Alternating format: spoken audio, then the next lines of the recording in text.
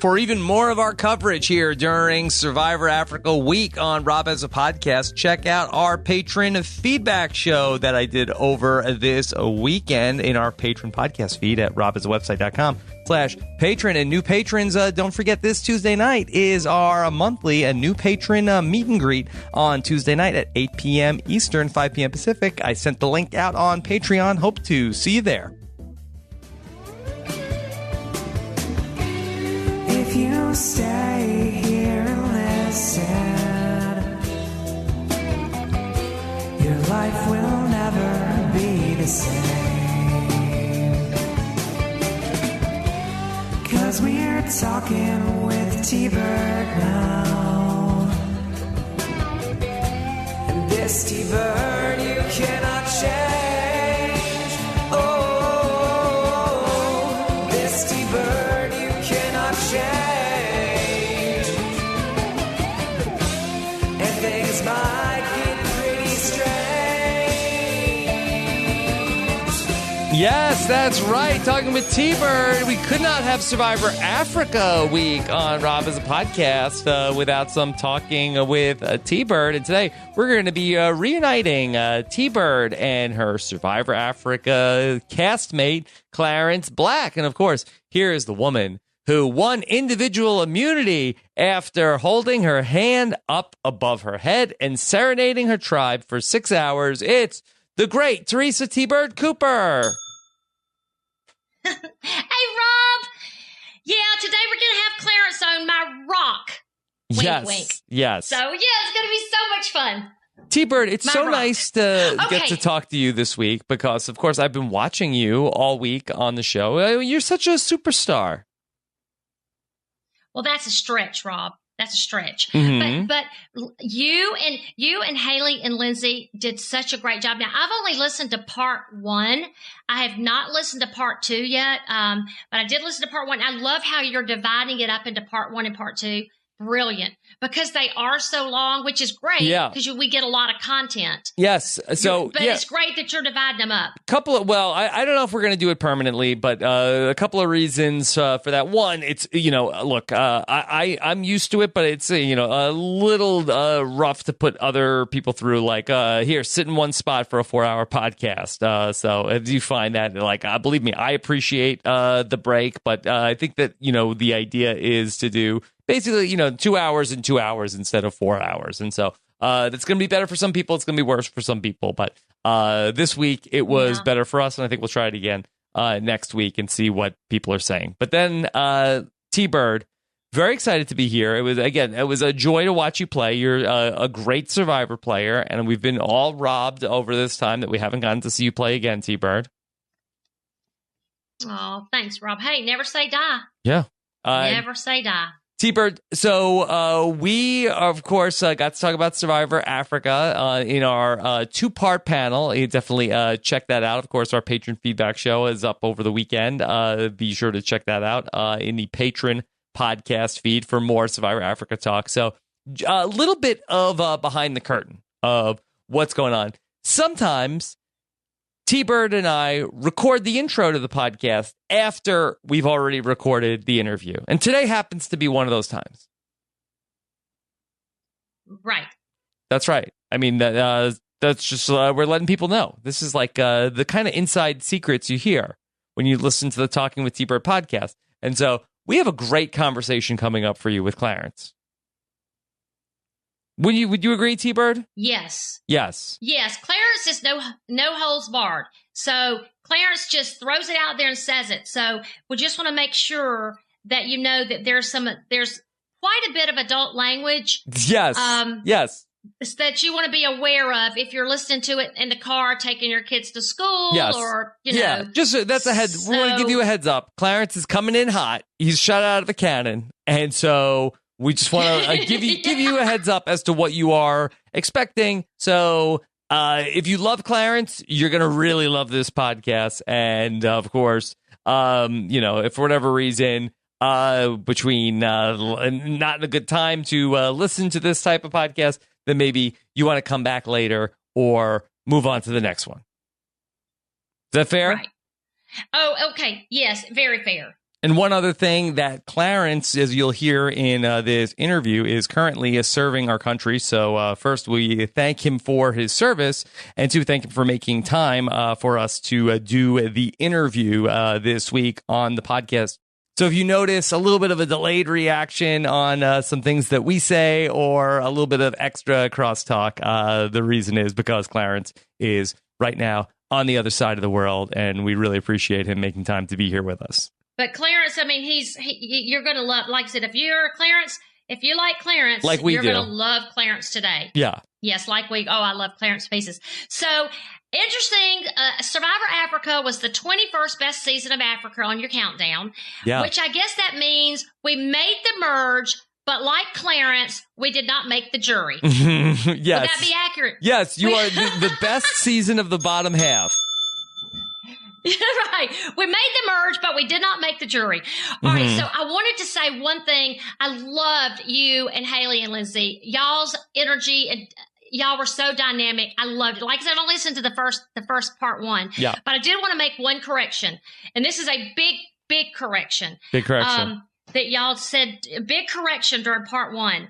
So when we had the immunity challenge in Africa, when Silas was voted out, it was not Ethan's idea at all. Whose idea was it? Not even at all.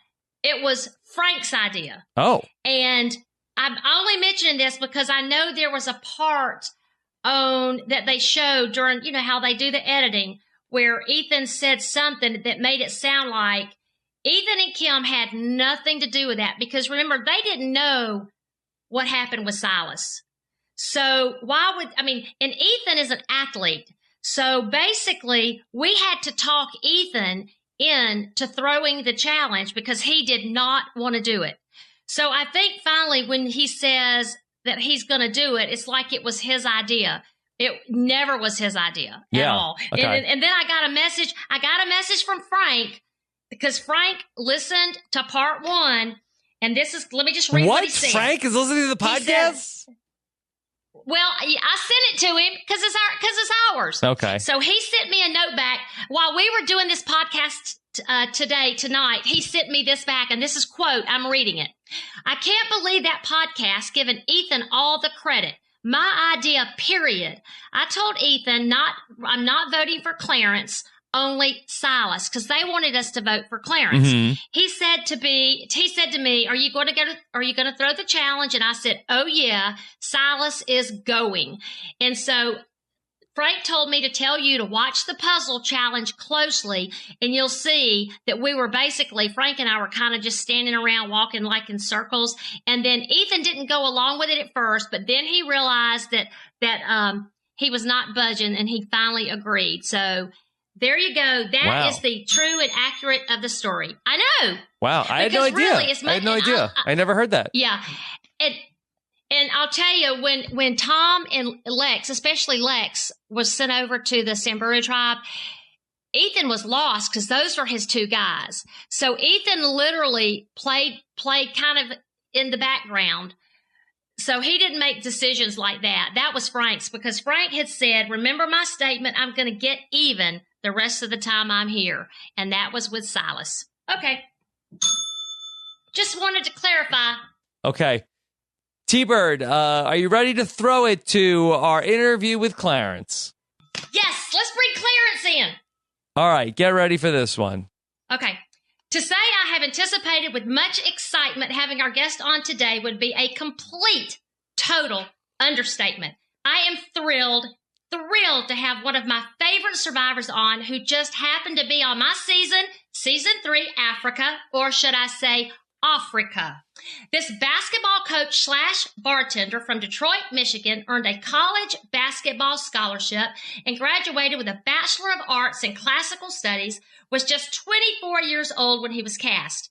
He has described himself as competitive, loyal, and silly. That, combined with his good looks, charm, and quick wit, easily explains why he was cast on Survivor. He said he didn't really know how to play the game. He was the youngest man on the Boran tribe and would, of course, clearly be a threat once the tribes merged. But before that would happen, there was Beangate, and an extra cherry, make that 2 cherries on top, which proved to be the beginning of the end. After losing the first individual immunity challenge by a childhood game, rock, paper, scissors, and then a quote, "You're a man and I'm a man and I can only deal with you man to man," end quote, talk, he would be voted out on day 21, making the merge and just missing the jury. After the show, he worked locally in sports radio as a sports broadcaster and hosted several shows on teams and events in and around Metro Detroit. He has also been a stockbroker and professional planner. He is happily married to his beautiful wife, Lorena, and together they have 4 kids. Now at 44 years old and a direct commission into the Army Reserve and a public affairs captain, he says, quote, "I really didn't understand that Survivor Africa would be with me for life, and yet I am known for something stupid I did back in 2001 on Survivor," end quote. Even with that, he says Survivor and everything that happened to him after has given him the best life, and he says he will always be grateful to Mark, Jeff, and CBS for changing the course of his life. Buckle up and hold on for a fun, wild ride guaranteed to leave you in tears of laughter. He can put a spin on a story, whether he is talking about making a cow oven in Africa, his tattoos, the one player he wished he could play with and why, the one culture shock he had once he got home from Africa, the herd of elephants who gave him no privacy, drinking cow's blood, communicating with the chickens, his being a part of the Survivor Diversity Campaign, and giving his Survivor Harlem reference. Let's bring in the guy that I literally put my neck out on the line for by giving him my word and casting the mystery vote. The guy that I would still give my word and never break. The guy I want more than ever to get his Survivor second chance. My dear, dear friend, Clarence Black, a.k.a. CV. Yes. I missed my bell. Yeah. That's the most goddamn Miss Daisy intro ever. That's the best you can do is read that old ass shit. Are you serious right now, P? What did she leave out? Army major. Where the hell? No. Oh. Hell no. Where did you get that shit, D? Where did you get that? Tell me where you got all that. Because All right. that sounded eerily familiar. No, hell no. Yeah, That's old. So I'm wondering, no. I want to know where you got that. Where'd you get that shit? All right. So I got it from your EW interview years back in 2001. I got it from your Dalton Ross interview that was last summer. And then I just Googled everything I could Google and everything I could pull up. Well, correct me on everything. Get it right for me. Can't believe everything on the internet, T-Bird. Yes, I know. Tell me where I messed up, CB. Oh, I'll gladly tell you. It's the fact that you have my cell phone. You can ask me that shit. You seriously? You could have said, hey, give me a bio or send me a bio that I could read. You know me, man. You talk to my wife. Like, why would you read some shit from 2001? I'm not a captain. Well, I'm a major. Got a point, T-Bird. I literally would go back and retract all that nice shit I said about Mark and Jeff and CPS. Oh, dear Lord. All right, well, good. We'll send the readers. All right. Like, now I feel like T-Bird is my Miss Daisy. All I need is my hat. Go ahead, Miss Daisy. You keep talking. And can I just say, man, for the fact, I know he out there somewhere, Rob, man. Who the fuck is Sam Moore? And have you confirmed his age, man? Sam is like 12 years old. Like, Rob hired Benjamin Button. But also that has your audience ever seen Sam Moore? Yeah, not all of them. Yeah, a lot of people don't know like the ins and outs of behind the scenes about what goes on. Sam works for the podcast and helps coordinate a lot of the interviews. And he's in a fucking basement. Yeah, from his mother's basement. He looks like he's in a fucking dungeon. It's like Game of Thrones. Yeah. Well, most of the time, the audience doesn't see that part of the show. You've seen behind the curtain now. You're seeing how the sausage gets made. Hey, now listen. So I said this shit before we got started. Rob, this is between you and me. Yeah. All right? And then we'll let T say what she got to say. Rob, you know good and damn well, too much skin on Instagram. You agree. The T-Bird. Tell the truth. Look, T-Bird knows what too she's much doing. Skin on Instagram. Tell the fucking Rob. But it's a lot of skin. She half naked. T be half naked. Rob, it's T half Rob naked, and Clarence. man. It's tasteful. It's tasteful. I love the videos. You like the videos? I'm not saying it's not tasteful. I'm still saying you still half naked. Oh, so Clarence, yeah. did you say you I don't like how you asked me that. the videos? See, even the way you asked that was some bullshit. Clarence, did you say you like the videos? The videos, I think, get the point across. I think the videos get the point across. I shot yours yesterday. Clarence, I shot yours yesterday. I put so much thought into yours. I did it yesterday. I was going to let you look at it, and I guess I should have run it by you first. God. Did you have clothes on? Yeah. Of course. See, That's good. Glenn let you get away with not having clothes on?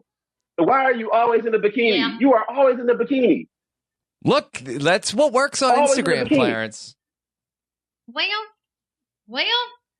I don't know about Hey, always, look, but you know man, the weather down south is kind of nice. Hashtag what? You in Georgia, so y'all got y'all own set of y'all struggling. Hashtag get teased off Instagram. First hashtag of this interview. My. It's gonna be a few of them. Hey, where's Chad at, man? Where's Chad? Where's my son at? Yeah, Where's no, he's Chad? not on this podcast. This is a Survivor podcast. I mean, if you want, I can see if we can find him. All right, Yeah. second hashtag. Listen, second hashtag, Chad's daddy. Yeah. Chad's daddy. Second hashtag. That's daddy. Got it. When I talk to you, man, well, listen, I get it. It's my son, man. Mm-hmm. You tell my son his daddy said, what up? You My are baby Chad's dad. Chad Yeah, Weininger, accountant. got it. No, the Rob. Yes. No, you don't got it because that ain't what I said. Yes. I'm his daddy. Daddy. Chad's daddy. Hashtag Chad's daddy. Okay. Tell his ass I said that. In fact, he'll see this. Hey, Chad, look at me, boy. Hey, Chad, I'm your daddy, boy. Remember that. Let that boy know who his daddy is. Hey, Clarence. Mr. Weininger. Did you know? Hey, Clarence, did you know? What's up, baby?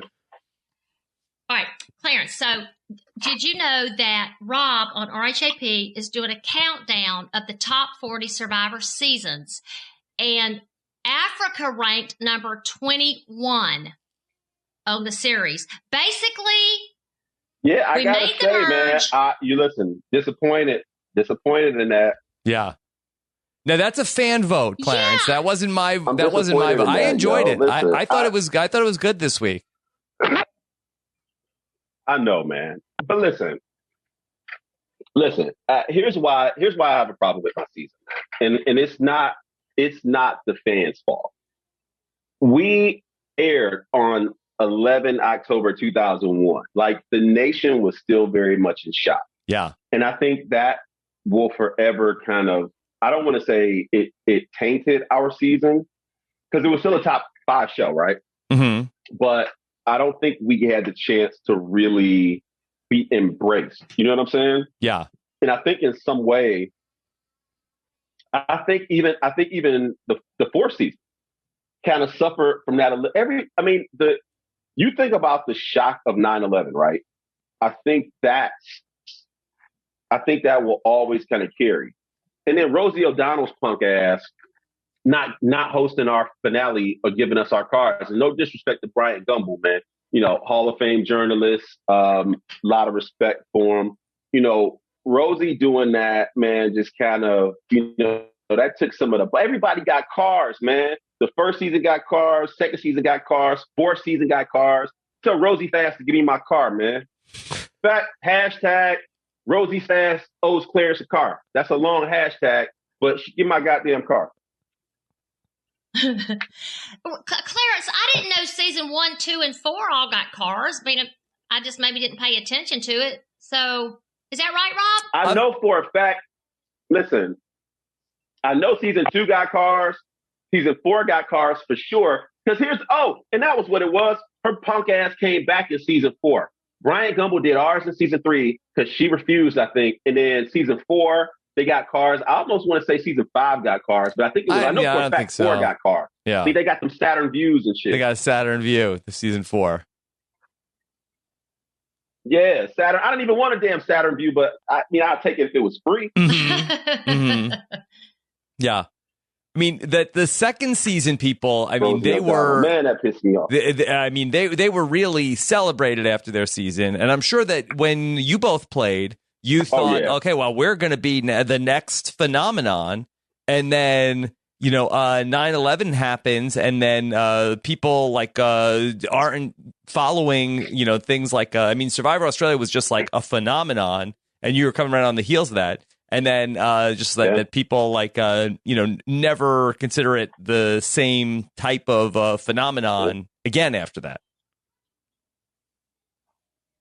No, I remember it was weird looking back, T. I remember when we came home, we were at the airport, and this was before remember, when we got home, Homeland didn't exist. There was no TSA. And so we were really very much in an innocence of just feeling like our worlds were so secure, so safe. I remember we were all excited. And because I think we saw how much excitement there was for the Australian Outback finale, right? I mean, it just was Survivor fever was really kind of taking hold, and everybody was so excited. And what it was the fall too. You know what I'm saying? We were coming out with the rest of the shows, and then 9/11 just literally didn't just change our country. It changed the world. Mm-hmm. I'm deployed right now and can't get into where I am or anything, but the fact that I am where I am is a direct correlation to what happened on 9/11. So it changed everything. And so as good as our season was, I think it was good in spite of the collective shock that people were in, man. I'll never forget flying into New York the night I got voted off. So I flew into New York on Thanksgiving morning with my mom because I was being voted off that night. And you could still see the clouds, the dust from what used to be the World Trade Center site because they were doing the cleanup. And I'll never forget, just it kind of hit me like, man, this really is not that important. You know what I'm saying? And by that point, I remember landing at, I think it was LaGuardia. And that was the first time I saw the National Guard guys with the low ready. And I was like, oh shit. Yeah, the world just changed. Mm-hmm. And so, we will never know what our season could have been. So I think the fact that people watched it was awesome. That the fact that people still literally tuned in and were entertained by it, man. I think that's a testament to the show and a testament to our fan base. I've said this, whether I've been actively engaged with fans or not engaged with fans, I still say this to this day, man. Survivor fans are the most loyal, the greatest fans, I think, on the planet. And I can't find another fan base as loyal. And these people find you. They some way, somehow make. You got 83,000 followers. I have no idea because you have no talent. But the fact that these people just find you and love you, that shit is amazing, man. Now, T, I know why they follow T because she got a titties on Instagram. Your ass is a whole different case. But, they love you. So, and I get it, man. You're kind of handsome and you got some appeal, and I get it. A nice smile. But other than that, I have no idea what the fuck you do. But, still. Yeah, I'm just saying it's true. It's true. I'm being honest. Yeah. No. I'll be honest. No lies detected. T, I get. Yeah. Every 18-year-old boy in Georgia is following T on Instagram. Wow, I don't even know what to say. I'm just thinking what I want to say, and I'm thinking I might not want to say it. I'll probably say it before we finish. Can I ask a question about you two? Because that on the show, and I just watched the season this week, that we don't see really any interaction between the two of you until you are in the immunity challenge and you're up there talking. Did you two become close after the swap when Teresa and Frank came over to Boran and we just didn't see it on the show? From my perspective, man, so the thing I liked about T right away, man, was she was genuine.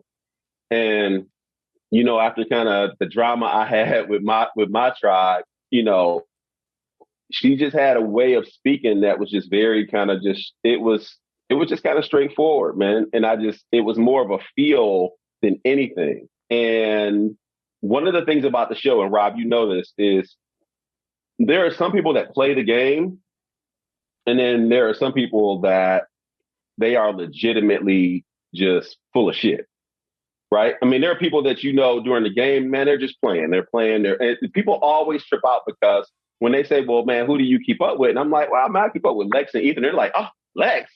Like, people made it seem like me and Lex hated. Me and Lex have, man, I cannot express in words how much, man, I love Lex and Kelly Vandenberg. They are phenomenal people, phenomenal parents, just amazing people. But Lex went there to play a game to win. I understood that. I never felt like Lex was a full of shit person, though, and that was confirmed after the game. Same thing with T. T played the game, but she never strayed away from who she was. And so I think with T, I was like, man, this lady seems really cool, really genuine. Now, after the show, her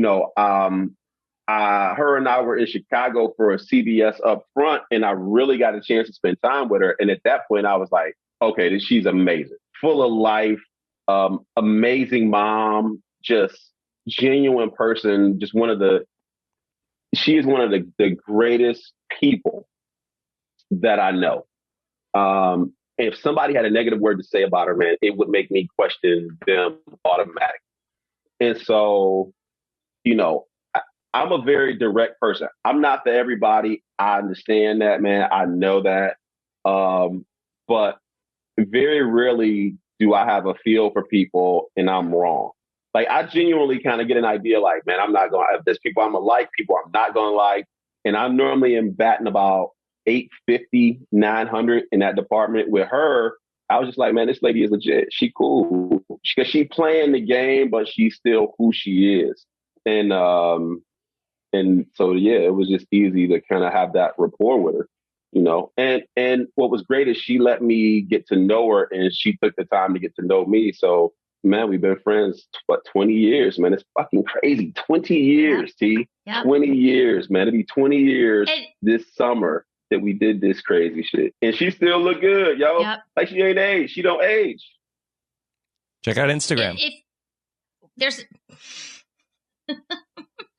Clarence, I was thinking about what could have changed for us. You and I didn't have time to change anything because Frank and I just had gotten swapped and we were at the bottom of the barrel. Our days were limited until the swap. So we were both excited, but still in shock that we got to come over. And then when we got over to you and Ethan and Mama Kim, we weren't talking strategy because it was just two of us and three of y'all. I had no way of knowing what had gone on, with Boran before we got there. So, looking back now, we could have pulled something together because even with Mama Kim and Ethan, I think they were so shocked to lose Lex because Lex was running the show. And once we got over there, we started figuring out how we could stay in the game longer. And Frank and I decided the only way we can stay in the game longer is to get Silas out. And of course, the three of y'all were totally on board because it was part of the Samburu tribe. Because Frank and I had decided that once Silas came over with with Brandon, Lindsay, and Kim, Silas was going to tell them that Frank and I were just the worst things ever. And we already knew what he was planning on doing. So we knew we couldn't let that happen. So, we didn't have time to strategize. We just knew we needed to get Silas out. And then from there, well, you know what happened from there. Well, can I ask you this question as I was watching this part of the season back where, like, let's say that things maybe were if Silas and Frank and T-Bird were on better terms than they actually were. Clarence, would you have considered voting against Ethan and Kim Johnson there? Would you have considered flipping against Boran? Yes. But I will say, too, that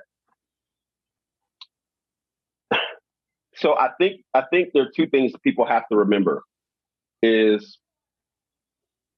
if you were a part of the first, 16, so 48, right? So seasons 1, 2, and 3, the first 48, you had no true formula yet. Yeah. I think around season 4, people started to get an idea of, okay, this is how.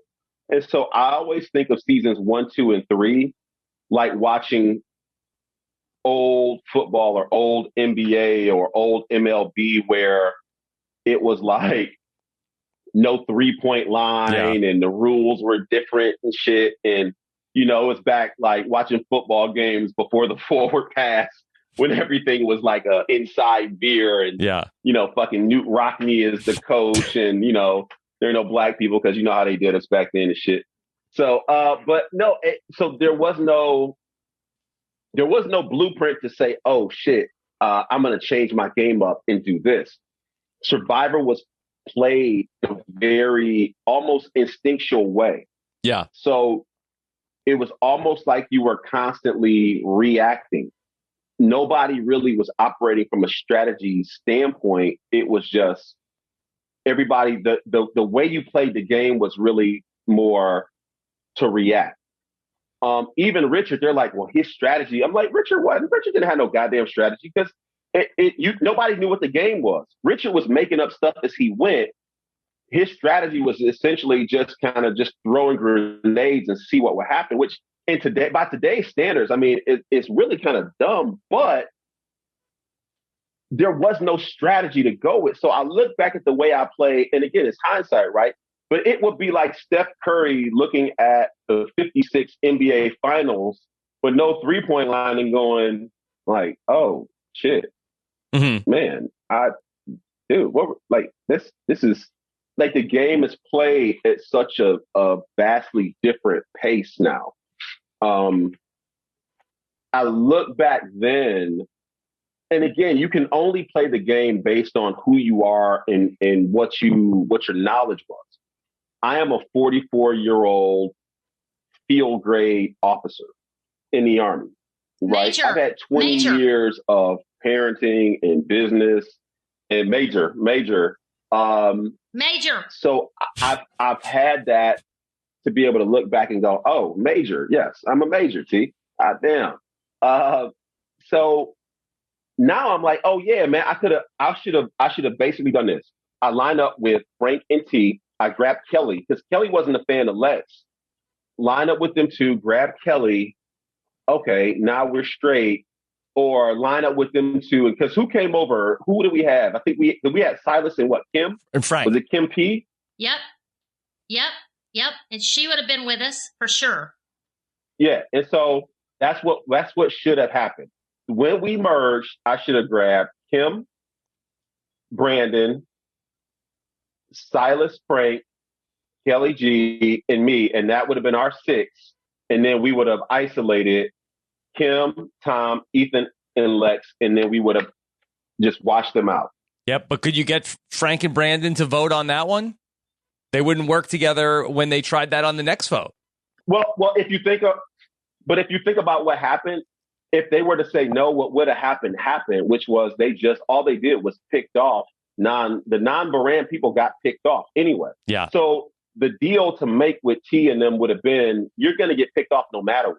The person that threw me off was Kelly because, again, I had no idea what. Now, I haven't talked to Kelly, but Kelly never had a firm sense of where she stood because Lex and Kelly had so much The only group that was truly solid was Kim, Johnson, Ethan, Tom, Lex.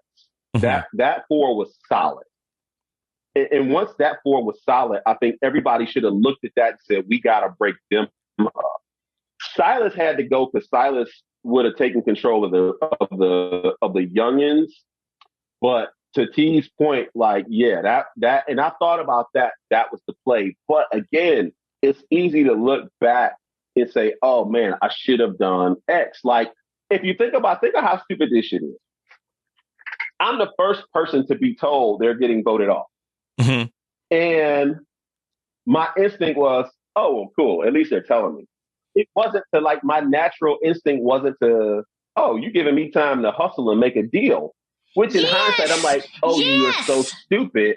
But But again, Clarence, yes. I didn't have Clarence, a frame of reference for that. You know, I look back at that. So Clarence, because I thought about that all week. I thought, okay, this Clarence, I thought, you know, fight or flight. He's just told you you're going. At that point, I'm thinking, why didn't he come to me and Frank? You know, why didn't he come to us then? Because, you know, and of course, I didn't know Kelly G. I didn't know that anybody wasn't listening to Lex. I thought everybody was listening to Lex. And so I had no ground to know that Kelly didn't care for him. And I didn't know I didn't know he had come to you and said, we're voting off. I didn't know he had actually told you that. I just heard everybody kept saying, Lex said we're voting for Clarence. I'm like, Lex said, what's that about? And if you had started stirring it up then, I think we could, I mean, it would have been a dangerous move. But, and by the way, don't put Brandon in the equation. Brandon was a wild card. Brandon was kind of there, I think, to mix it up. I don't think his strategy was to see how far he could get. I think he was kind of trying to mix it up and see what he could do there. But you and Kelly G and Frank and me, and we'd have Kim Powers, we would have been solid. Because Kim Powers was great once she was away from Silas and Lindsay. She was, a matter of fact, we tried to pull it back together and we tried to pull Brandon in, but he went with Lex. So, yes, Clarence, yes. And so when Clarence told me, and Clarence, I'll never forget this. When you came to me and you said in the most sincere way, you said, T, you called me T. You said, T, please don't vote for me tonight. Everybody else is. And I thought, I didn't know what I was going to do, but I knew I was not going to vote for you no matter what, because I felt so bad for you. But again, trying to figure out an option, I didn't even tell Frank what I was doing because I didn't have anybody else but Frank at the time. And Lex was a strong leader. Very strong and intimidating because even for Kelly not to try to jump ship then. Clarence, can I ask you about that? When you went to T-Bird and said, could you please not vote for me? Everybody else is going to vote for me. It was that like basically, are you saying like, hey, like somebody like I want somebody to give me a vote here so I don't feel like it's everybody against me? Or were you trying to maybe get more people on board? You know, looking back at it, I don't remember. Mm-hmm. And I'm not saying that like flippantly. I'm not saying that. I'm saying what I learned about Survivor, and I tell people this shit all the time, man. I've been through military training. I have never been as mentally stressed as I was on that show. And it was a combination of all of it, man. The isolation of that environment was truly unforgettable because we couldn't move. And that was the thing about it that I think people didn't understand is we didn't have the ability to kind of move out and about. We were isolated at night. There was no water where we could just go swim. It was as austere a condition. I don't know if anyone in the history of Survivor has ever been in that austere an environment. you could not move. We were we were basically in prison. That berm was a prison. And so Yeah. I was just feeling like, man, I want to be done with this shit. And my thought at the time was, man, I was trying to figure out how can I knew I didn't have Lex. And I had a pretty good idea. It was Lex, Tom, Ethan, and Kim. And I promise you, one of the things I learned about that, man, is I did not realize how mentally fatigued I was until when Lex said to me, "Hey, we've decided." It was the "we've decided" part. And I'll never forget this shit. When he said "we," because it made me feel like, dude, it's only 10 people in all. I'm like, wait a minute. 9 of y'all have said, I got to go. All 9. And Lex was like, yeah, we decided. And at that point, I just felt like, well, shit. If it's not like 1 or 2, I got to get 8. Like, I'm not going to get you, but I got to get 8. I went to Kelly. I did. I remember this. I went to Kelly and I was like, yo, and Kelly was like, dude, Lex got everybody against you. If I don't go, he'll figure it out. And I was like, come on, man. I didn't talk to Frank. I didn't talk to Brandon. I didn't talk to Kim. Because I started with Kelly because Kelly was one of the people I thought I was close enough with Kelly that I was thinking, man, if I can flip Kelly, I think that would have changed my game. Kelly was the person I felt like I could go to. And when I went to Kelly and Kelly was like, yo, I got to roll with this. Because I think she thought, hey, they want to get rid of somebody tonight. And remember, this is a few hours, right? Mm-hmm. I found this shit out like 2 hours before we about to roll. So I was like, if Kelly said, yeah, I'll roll with you. And oh, by the way, we got to get 4 other people. I'm like, oh, wait, shit. I would have went to T and said, hey, T. So T, think about this. If I would have went to you and said, hey, T, I got Kelly on my side, I think T would have said, okay, I'm with you. Frank is with you. So now all of a sudden it's me, T, Kelly, Frank. That's 4. And now, if you think about it, if we can get Kim, and if we get Kim, then Kim brings Brandon. And even if Kim don't bring Brandon, now Brandon becomes the wild card to Lex, Tom, Ethan, and Kim Johnson. So now we got 10 people and we are could go 5-5. Yeah. But Kelly was the one that basically but Kelly was the one where it was like, when Kelly basically told me like, well, I'm just rolling with them, then it was like, oh, well, shit. Like, if I don't got you, then it don't matter. See, Lex never let me in. Lex never let Frank in. We never knew what was happening. And I'm sure he didn't let Kim Powers or know either. So we weren't included in that vote. We just knew they had control. He didn't come to us with anything. It just kind of trickled down that the vote was going to be you, but not because he told us or asked us. But you didn't know that because you're right. You didn't have time. Yeah, no. It's wild that they ended up going with you, who is one of the Boran tribe members, where that everything, I guess, in the previous seasons has been so much like our tribe versus their tribe. It's wild. It's not that they have that big of an advantage to not vote off one of the Samburu people at that first vote after the merge. But remember, though, so this is where this is the one thing where I think people who watch the shows benefited. Now, I will say in full disclosure, when there were a small number of people who knew I was going on Survivor, and they said, hey, you might want to check out the previous seasons. And I was like, I'm 24 years old. I'm like, I'm going to drink and get laid, hang out for a little bit. Well, remember. So if you remember Australian Outback, remember Colby went on one of the greatest runs any competitor ever has. I think he won like 7 out of 8 straight challenges or some shit on his way to the final. So that was fresh in everybody's mind. So to Lex's point, and I get it, Lex is like, yo, if we don't get you out now, because this is our opportunity, and understanding what Colby did. Now, I didn't realize that till after the fact. I think it was one of the people with CBS was like, yeah, that you might have pulled a Kobe.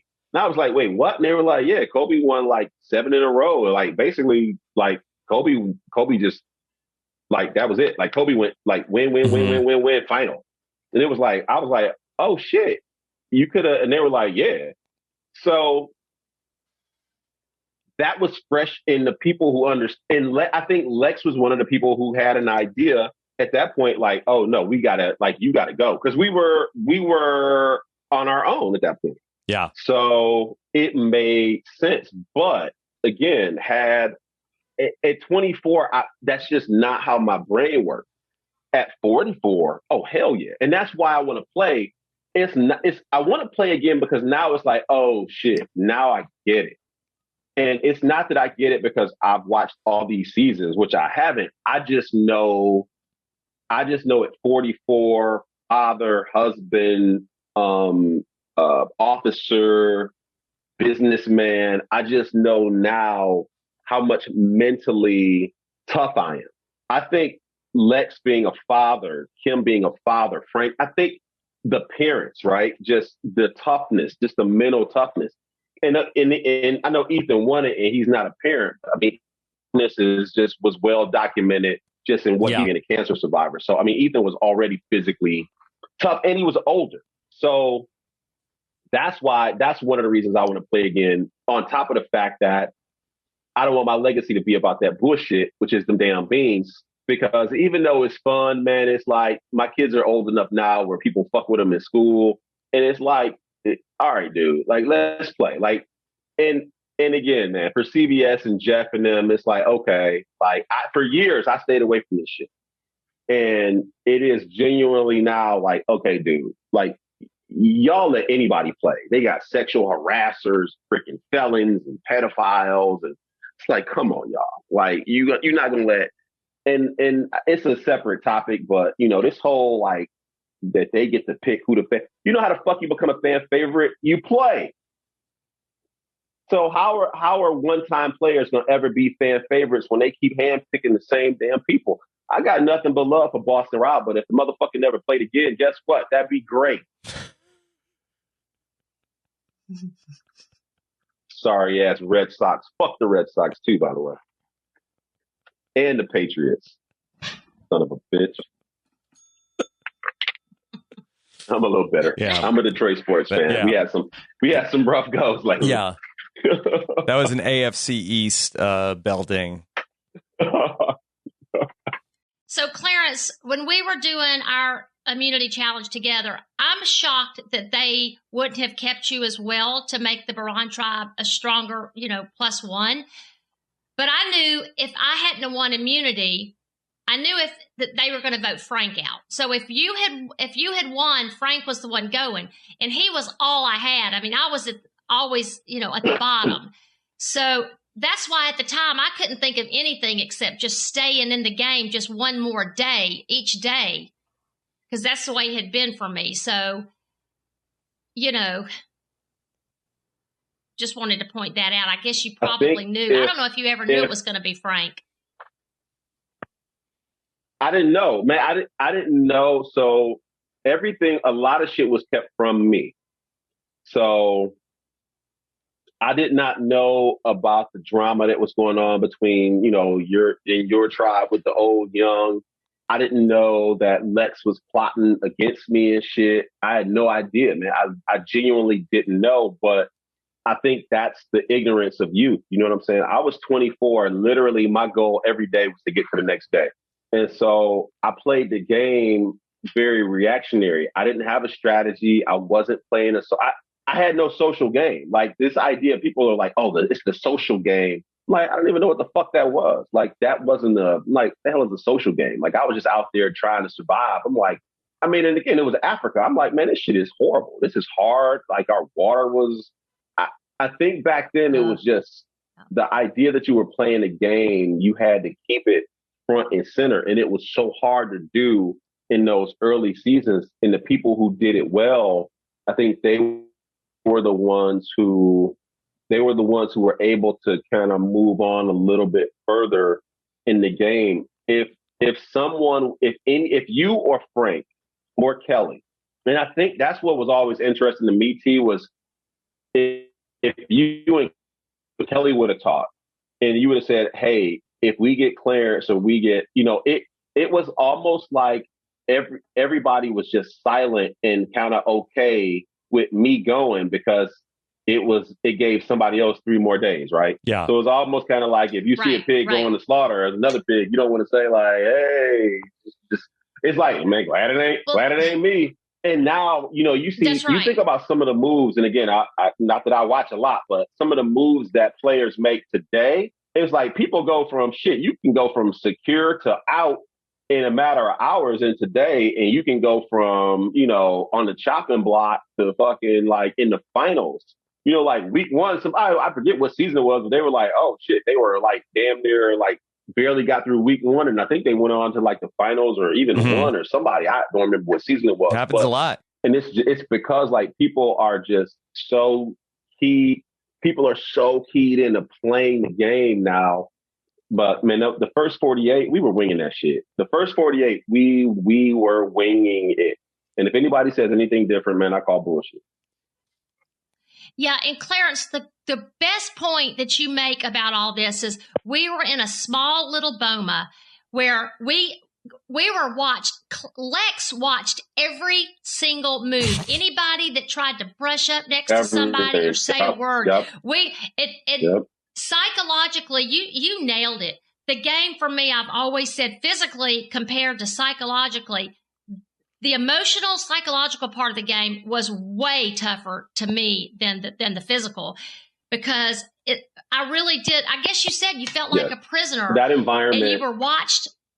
It was terrible. It was. And by the way, I guess Clarence, you probably know now, and Rob, I'm not a quiet person at all. I mean, far from it. The whole time, even my kids said, why are you so quiet? I was so quiet the whole time because emotionally we were beat down basically from the start. Our tribe, the elder tribe, were so beat down, and just trying to make it to the next 3 days is all I was trying to do. And once we got over there with Lex, locked in that little area where he was controlling everything, it was terrible. It was really terrible. And so for you, Clarence, when you asked me not to vote for you, I thought, what do I have to lose at this point? I mean, I see what they've done to him, and he's part of their tribe, and that's getting ready to happen to me. Now, don't get me wrong. I wasn't going to let Lex know, but I certainly wasn't going to do what everybody else was doing. Well, I wasn't going to let him know it either. So Clarence, you were in a tough situation. You really were. You were. Why did you apply? You hadn't seen season 1 or 2. What made you apply? So I'm gonna break this news right here. True story, no bullshit, man. And this is why I love Lynn Spillman to this day. I think I was the first person ever cast on the show that never applied for it. I never applied for Survivor. Breaking that right here. A lot of people, some people knew, but I never applied. So I was a Big Brother season 2 applicant. It just so happened to be, yes. So when I went out to LA, for the Big Brother final round of interviews. Yeah. So Dr. Will was in my group. I was out in LA. I remember seeing Dr. Will, man. Great fucking dude, by the way. And much love to all the Big Brother people, man. But Lynn Spillman came to me, and that last day, Lynn said, she called me in my hotel room. She said, I got an interesting situation for you. And I was like, okay, what's up? She was like, well, it's good news, bad news. Which do you want first? And I'm like, well, give me the bad news. And she said, okay, we may not necessarily want you for this season of Big Brother. And I'm like, well, that's the fucking bad news. I'm like, well, okay, what's the good news?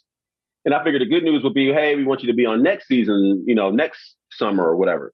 And she said, we might want you for Survivor Africa. And my first thought was, the fuck is Survivor? You know what I'm saying? Like, I legitimately, but I didn't say that because I ain't stupid. So I was like, oh, cool. So now here's how stupid I am, right? And I'm thinking like, oh, Survivor, that must air in like, this like January or some shit. Because they had just done the the Australian Outback finale. Yeah, I remember there were came on signs after the and Super shit Bowl for it or something. So I was like, oh, well, that's cool, December or whatever. And she said, no, we're going to air. So Survivor Africa was the first one to air in the fall. That was another thing people don't remember. No, none of the other Survivors, the previous two, never aired in the fall. We were the first one to air in the fall because, of course, CBS, God bless them, great business people realized, like, shit, we can run two of these and do two a year. So they're like, oh, yeah, and by the way, we leave on July 4th. And that leaves us 2 weeks for you to get your shit together, get a passport, blah, blah, blah, blah, blah. And I'm like, oh. So I literally had to like haul ass, get all those shots, get a passport. I went to an immediate next day interview with Mark and Les and Craig Pelesian and all those people in that big ass room and at CBS.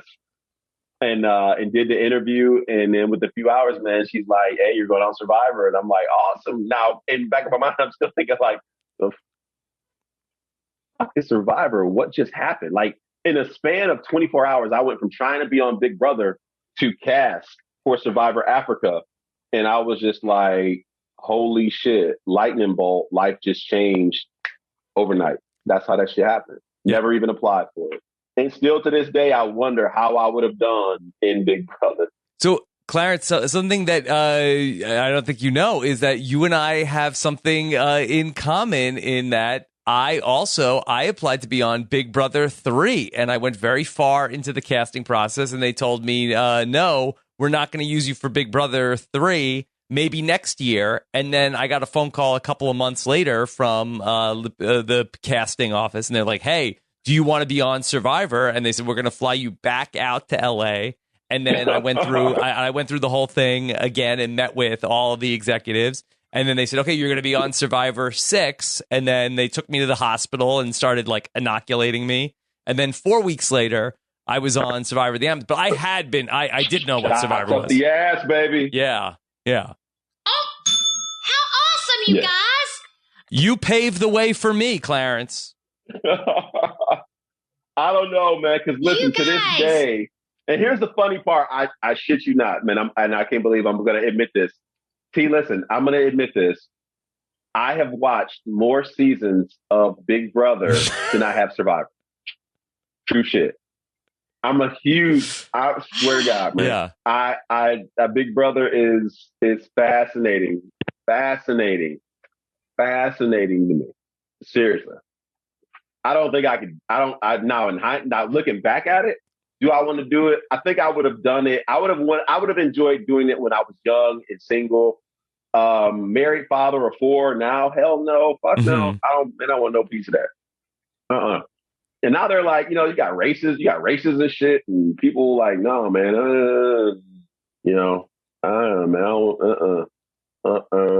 It's too easy to get into too much real life shit in Big Brother.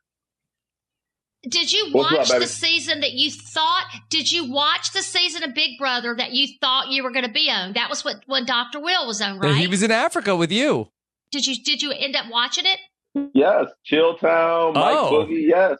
So how do you think you would have done with the ones they had out there? Man, I think if I could have linked up with Dr. Will, I would have been all right. Because the thing about Big Brother is it's not as physically taxing. And with Big Brother, your personalities can kind of you can lean a little bit harder because it's mostly a social game. You don't have is the combination of physical stress with mental stress. You're tired, you're hungry. So your decision making is thrown off via outside stress. In Big Brother, your decision making is thrown off via social stress. Does this person like me? And so it's just a different way of playing. I think I would have responded better to the challenge of the social stress. The physical stress and mental fatigue of Survivor is a legitimate thing, man. Especially for us, like I said, that damn prison, it does, man. It that berm just it does things to you when you can't move and you're constantly just kind of not fun, man. Difficult. And I tell people all the time, man, it's physically demanding as it was, man. It was 10 times more mentally taxing. And that's the thing I tell people all the time. Like, I even joke about it. Like, there are so many fans, and I love the fans, man. I do. I love the fans with all my heart.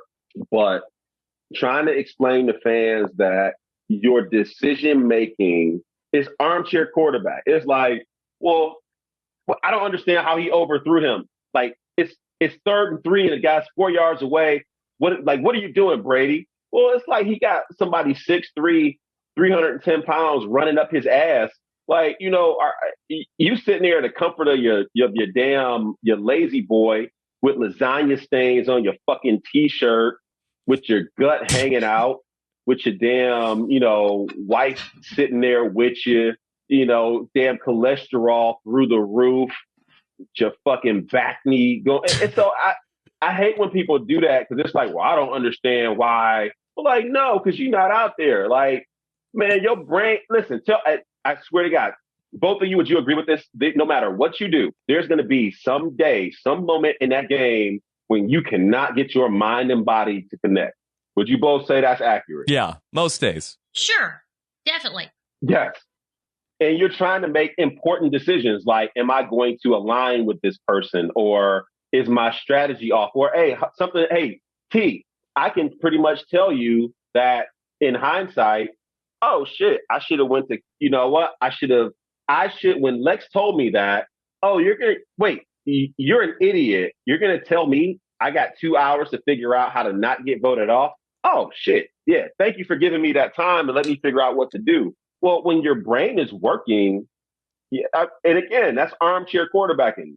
But Clarence is a dumbass. He blah, blah, blah, blah, blah. It's like, no, bro, your brain's not working. And you know how you end up stealing food? When you don't give a shit, when your brain ain't working. That's when you take food from your tribe, because you know what? Fuck them. They're a bunch of strangers. And in the real world, you know what I do? I kill them. That's what my brain said to do. People are like, you stole beans. I'm like, I didn't steal shit. I took it. Yeah. Partially yours. Well, Clarence, I'm going to defend you here a little bit, because that wasn't exactly how it played out. You didn't just say they've gone for water. I think I'm going to take some food. You didn't do that. You were helping somebody else that looked like Lady Di was in bad shape. So for you to say, maybe I need to give her some nutrients, I think that was a very sincere move that you made. Okay, yes, you had some, but you didn't just arbitrarily, everybody left and you say, hey, I'm going to open some beets. Because if you had, you wouldn't have let Lady Di in on it. You'd have done it yourself without letting her know anything. So no, yeah, you're right. I wouldn't have shared. So here's the thing. We already said, okay, Diane's going to get voted out. I was literally helping her because she didn't look good. Now, was it the right thing to do? Absolutely not. But they were willing to leave her there. That's the shit that gets me. Is I'm made out to be the bad guy because I took food. 100% did. I give two shits about it. That's just me. Fuck them. But what gets lost in the shuffle is she could barely stand up. Mm-hmm. And they were all like, yeah, we're going to get water. And I was like, what about Diane? They was like, well, all she's going to do is rest. And I was like, this is the most gangster shit I ever heard, man. This is like, some freaking Donner Crossing shit. I'm like, y'all going to leave this lady just laying here? Like, I was like, man, bro, I'm not cool with that. So, I'm thinking like, man, let me do the right thing. And that's some more shit too, man. I should have went with them. Yeah. I should have left her. But again, that is me. Like, that's why I say, like, you have to, in hindsight, you got to kind of say, okay, like T, I'm not a quiet person, but I need to be a quiet person for the sake of my game. I am a helpful person, man. If I got your back, I got your back to the day I die. So if I see something wrong, or if I see somebody needs help, I'm going to do something. I'm going to help them. That's just how I was raised. So she looked like she needed help. At that point, it wasn't about the game. It was just like, all right, man, this lady getting voted out. Shit, she don't look good. And so my decisions, while poor for the game, were consistent with who I am. And then when I opened up that can like, man, this is stupid. Like, this lady needs help. Because shit. And remember, at the time I went and did that, and this is what's critical. We didn't have water. So I opened up the can because the cans all had water in them. All of the beans and the corn and every last one of those canned goods had water as a preservative with whatever the fuck else was in it, right? Mm-hmm. So it was like, yo, let me just get her something. Now, that being said, was there also some self-serving to it? Yeah, but shit, if you can do a good deed and benefit, fuck, why not? Mm-hmm. But hindsight, yeah, one of my less bright moves. But here's the thing. My choice was help Diane and then subsequently fucking make a good decision or a bad decision on the top of a good decision, or do what they wanted to do, which was a fucking gangster decision, and just leave this sick ass lady laying there and go get water. Which is, as it turns out, would have been better for my game, would have been to just go and leave her sick ass right there. The other thing that would have changed the game too was had we made fire. If we make fire, then that changes everything. Because that was the other part too, is we were going to get water that we couldn't even boil yet. So, man, there's so many things in Survivor where you're like this close and your game can fucking change. And we had this magnifying glass and I was using it and we were making smoke, but I just couldn't get the shit to light. And all of a sudden, if I'm the guy that makes fire, I'm looked at a little bit differently. And the whole shit with Diane don't happen because we boiling water, we drinking water, we straight. None of that shit happens because now we got water. We didn't have water to give her. And she only, so it's so much little dumbass shit that I look back at, man, like, and that's why I want to try and play again, man. And that's why that shit pisses me off that it's like. Clarence, one more thing that changed also that was really, when Lady Di said, was kind of saying she didn't ask you to do that, as opposed to saying, hey, guys, I was in bad shape. He's only trying to help me. She knew, that was, I kind of think maybe that could have been a way for her to maybe bring the tribe back together. Because you want to keep your tribe together. Lord knows we weren't together on the other side as much as I was trying. But she didn't need to put that division there because I'm sure she knew she was going and was happy to be going the way she felt. But she kind of threw you under the bus when she said that. And that made a difference too. Well, the other thing too, though, that I could have, so here was and again, though, man, this is where being 24 was my problem. Because again, 24-year-old me was very much, I lived my life by a very simple kind of set of precepts. It was just, everything was just straight ahead. It was kind of like, when you're a hammer, everything is a nail. So they asked me, Diane, when they got back, Diane basically said, here's all the shit he did when you all were gone. All I had to do was say, she's lying. She's lying because we're voting her out. I didn't do that. I didn't do that. I didn't do that. Why would I do that? Now, that's a choice you have to make in Survivor. Lie, not lie. Again, it's outwit. I always tell people, man, there's ethics in Survivor. It's a gray area because it's a game, right? There's bluffing. And so I could have just said, no, I didn't do that. But again, that's not 24-year-old me. 24-year-old me is pretty honest enough to go, yeah, fuck you. Yeah, I did that. What? And what about it? Well, you don't want to be brutally honest when you're 3 hours away from voting somebody out. But again, I didn't lie about it. I was later like, did you blah, blah, blah. And I was like, yeah, and here's why. So once I realized that she told them I did all this shit, I was like, oh, I got. Diane got my ass is what she did. So Diane tried to use all that shit I did as a way. And it was smart, man. It was just good ass gameplay that I respect in hindsight. So now I'm like, and oh, by the way, who are one of the people I'm closest with in life? Diane. So that just goes to show, man, it's like you playing. And I think, damn, Diane just was a victim of the elements. But in terms of what I did, Diane told them what went down, and I told the truth. And so, Clarence, you bring up a really good point that I like to ask a lot of our guests. And you talk about ethics in the game. And I like to, ask is there nothing sacred? Is there nothing sacred in the game of Survivor? So you're going back for second chances. I can feel it. I'm manifesting it out for you, Clarence, because I would love that more than anything for you. You go back your second chance. And I do. Would you swear on your children's lives? It's heavy. No. And I don't have anything against people, man, for the way they play. I think you have to be able to look yourself in the mirror. And so, one of the things I do, because I'm an officer, I'm a leader, I have soldiers.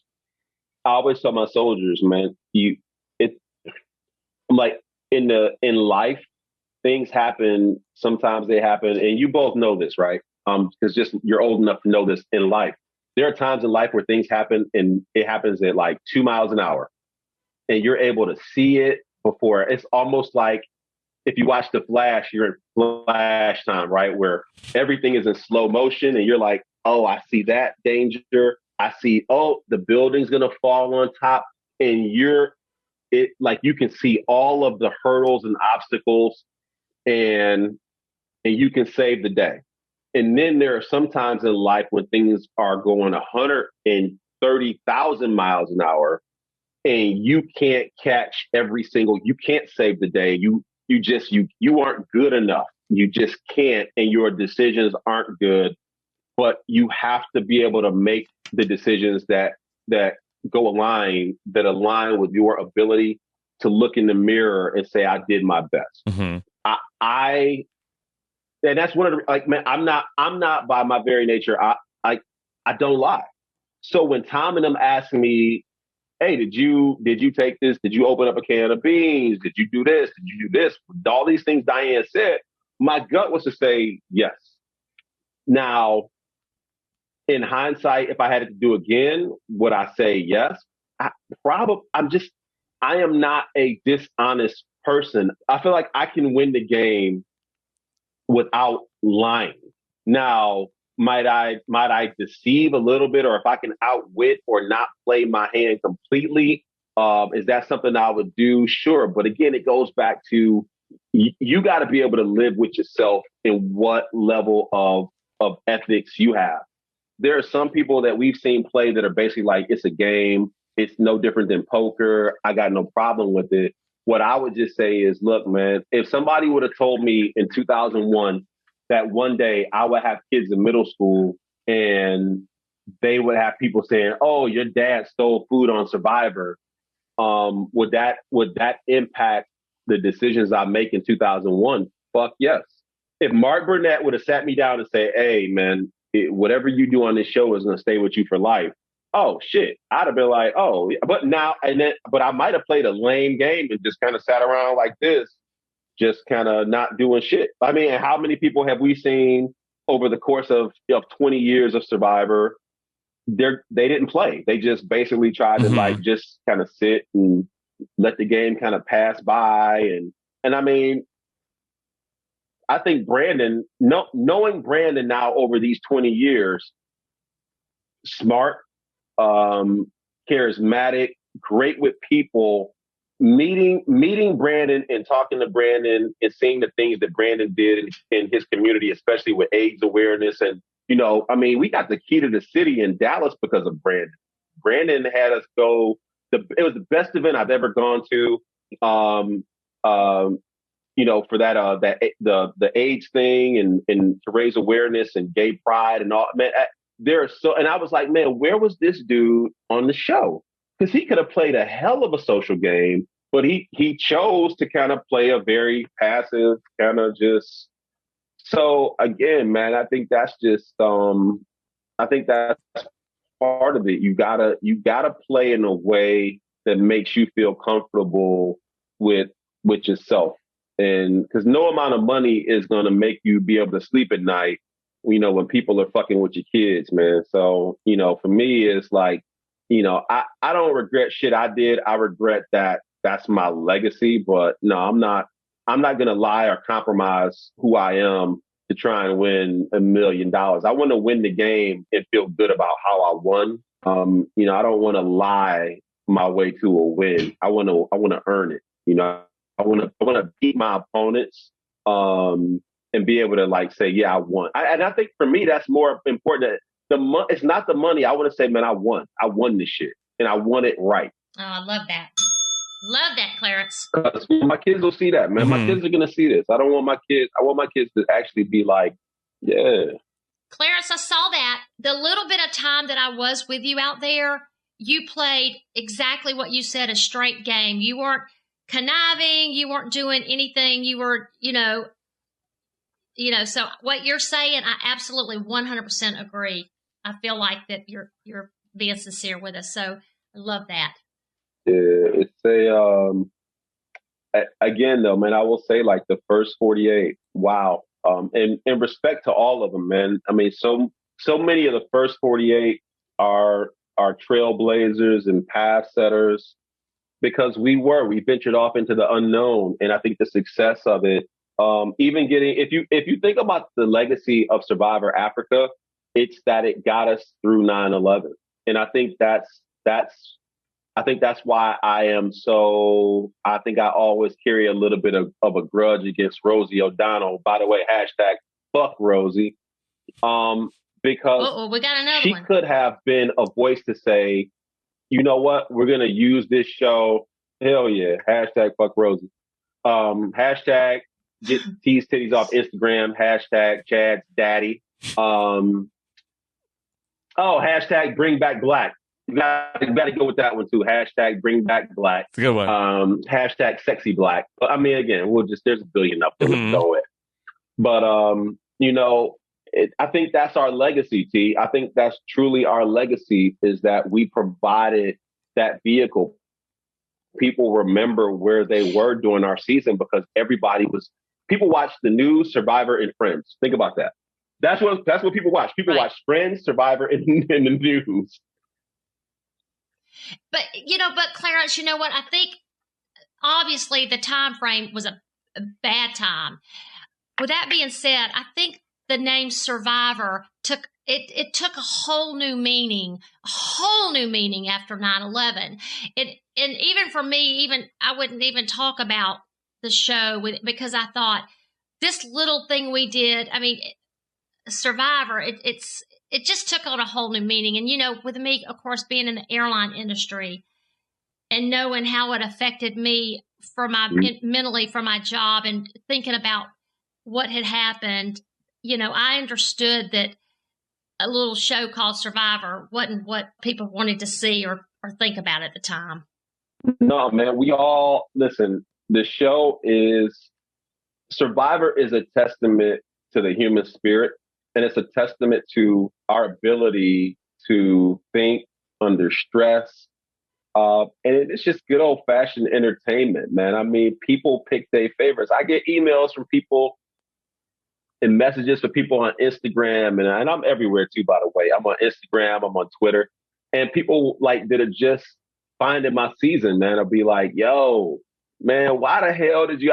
It's like, I shit you not, man, once, twice a week, people are like, yo, dude, why did you take that food? Because to them, it just happened.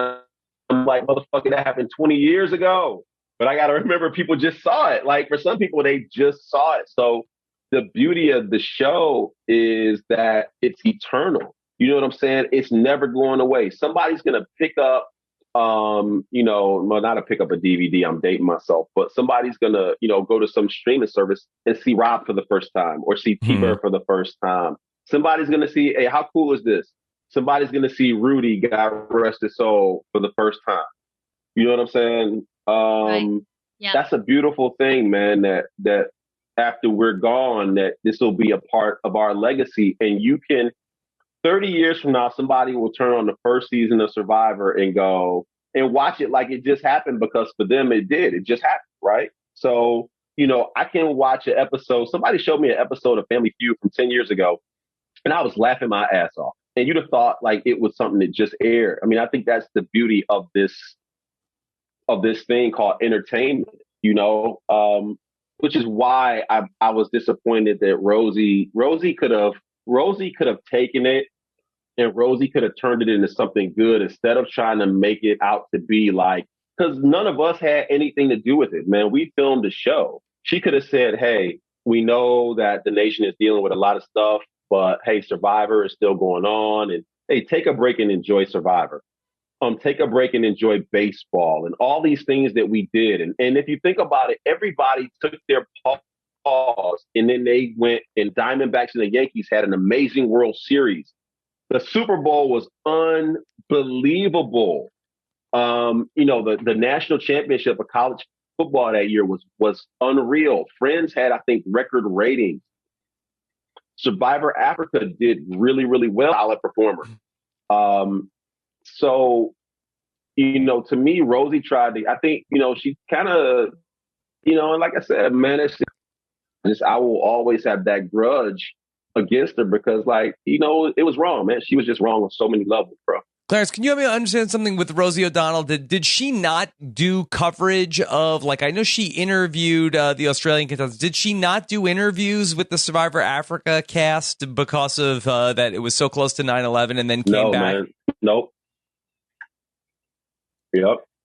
Yep. She had all of the Australian cast. I think they were on her show, and she promoted it heavily. So we still did the Letterman, the Letterman stuff. Regis and Kelly, they were phenomenal, man. Howard Stern, man, I got to do Howard Stern. Clarence, can I just say that I show at the time. Remember, but Rosie was completely like out, man. That I was driving in the car, and I vividly remember you being on Howard Stern driving around, and you were so funny that day. That I remember I was driving to work, and I was just like, "Oh my God, Clarence is so funny on Howard Stern." That was a great interview. Listen, my Howard Stern story. This is no bullshit, man. This is exactly what happens. I swear to God. So. One of my favorite memories of my mom, she passed away 3 years ago, right? But my mom is who I went. So, because I got to do my press circuit, you get voted out or whatever. So my mom and I had a wonderful Thanksgiving dinner at, I think, the La Meridian Hotel or whatever. It was an amazing Thanksgiving dinner or whatever here at the hotel. So here's what happens. We do the press thing or whatever. Man, look, we get the Howard Stern show. And I go into like the green room, and standing or sitting across from me is Joni Lauer. China yes. is there to promote her damn Playboy, or like, her magazine. Yeah. And so I'm like, so we're talking and shit. My mom is sitting there, and I'm like, yo, I'm a huge fan, blah, blah, blah, blah, blah. She's like, oh, I'm like, yo, and Playboy. She's like, that's why I'm here. I'm like, she says, would you like a signed copy? And I'm like, hell yeah. Man, I forgot my mom was sitting right next to me while this lady signed her titties and gave me a signed copy of her. I still have that copy of Playboy locked up somewhere in my damn house. And God rest her soul, man. She was so nice. Howard Stern was nice the whole. But, man, that's my Howard Stern story, man. It was just, it was a crazy ass day. And my mom had no idea who this lady was. All she knows is my mom saw her this lady sign her titties on a Playboy. And my mom was just looking at me with just this horrible look of disgust. And I was like, she was like, how do you know this lady? And I was like, I don't know her like that. Like, no, she ain't a porn star. Ironically, she went on to. Yeah. But at that time, it was just, she did Playboy. I didn't know she was going to do some of that other stuff that she did out there, which was wild. But yeah, that's my cool little China story. She wasn't out there like T with the titties on Instagram. Where the hell is Sam, by the way? I'm curious. I haven't heard from Sam. Where's Benjamin? Hey, where's Benjamin Button at? He's not on the podcast. He's a behind the scenes guy. So wait, what the fuck does Benjamin Button do, man? Helps with coordinate the podcasts and gets everything ready like behind the scenes. Clarence, I know you just talked about Howard Stern, so that Hashtag Benjamin Button. Okay, I'm writing these down. So, Clarence, I think maybe Howard Stern could be the answer, but of all, we did an amazing media week. Which stands out the highlight? Is Howard Stern the highlight of the media week with Regis and Craig Kilburn, Hollywood Squares? I mean, I thought Hollywood Squares and Regis and Kelly were like way over the top cool also. I mean, Howard Stern was too. Was that your favorite? Yeah. Man, Hollywood Squares was by far my favorite, I think, because,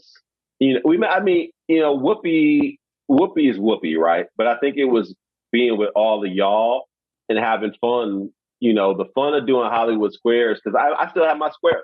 I still got my little square up at, at my house. And, and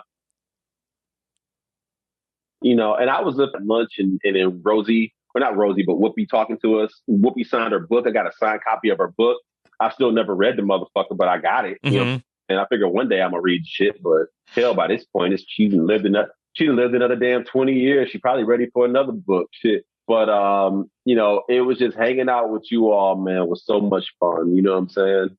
Howard Stern was that was a lightning bolt, man. That shit flew by so fast that I know I did it, but it was same thing with Regis and Kelly, man. All that stuff just it lives in your memory, but man, it flies by so damn fast.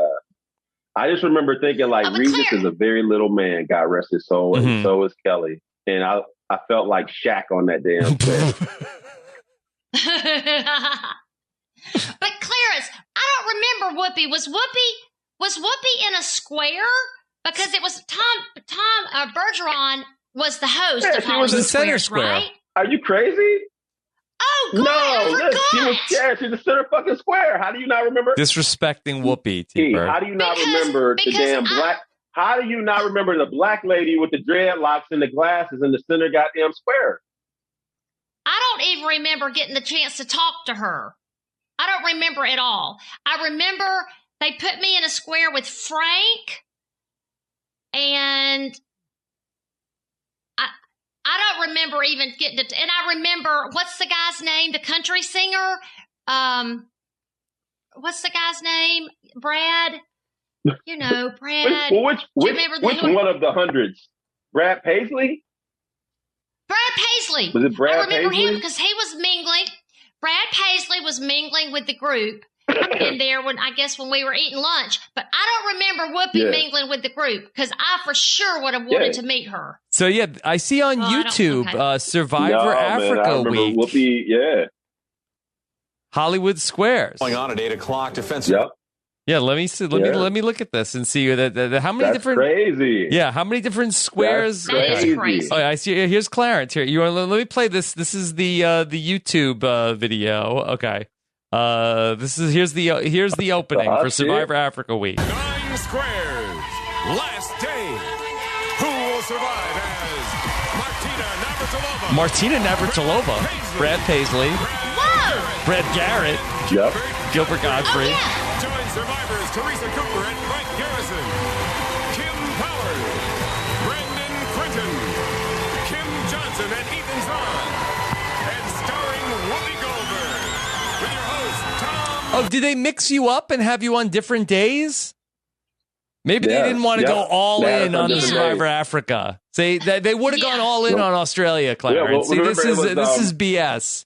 So Brad Garrett was a regular. Whoopi was a center square regular. Who else was? Gilbert Godfrey was a regular. That's right. That's right. Yeah. Paisley.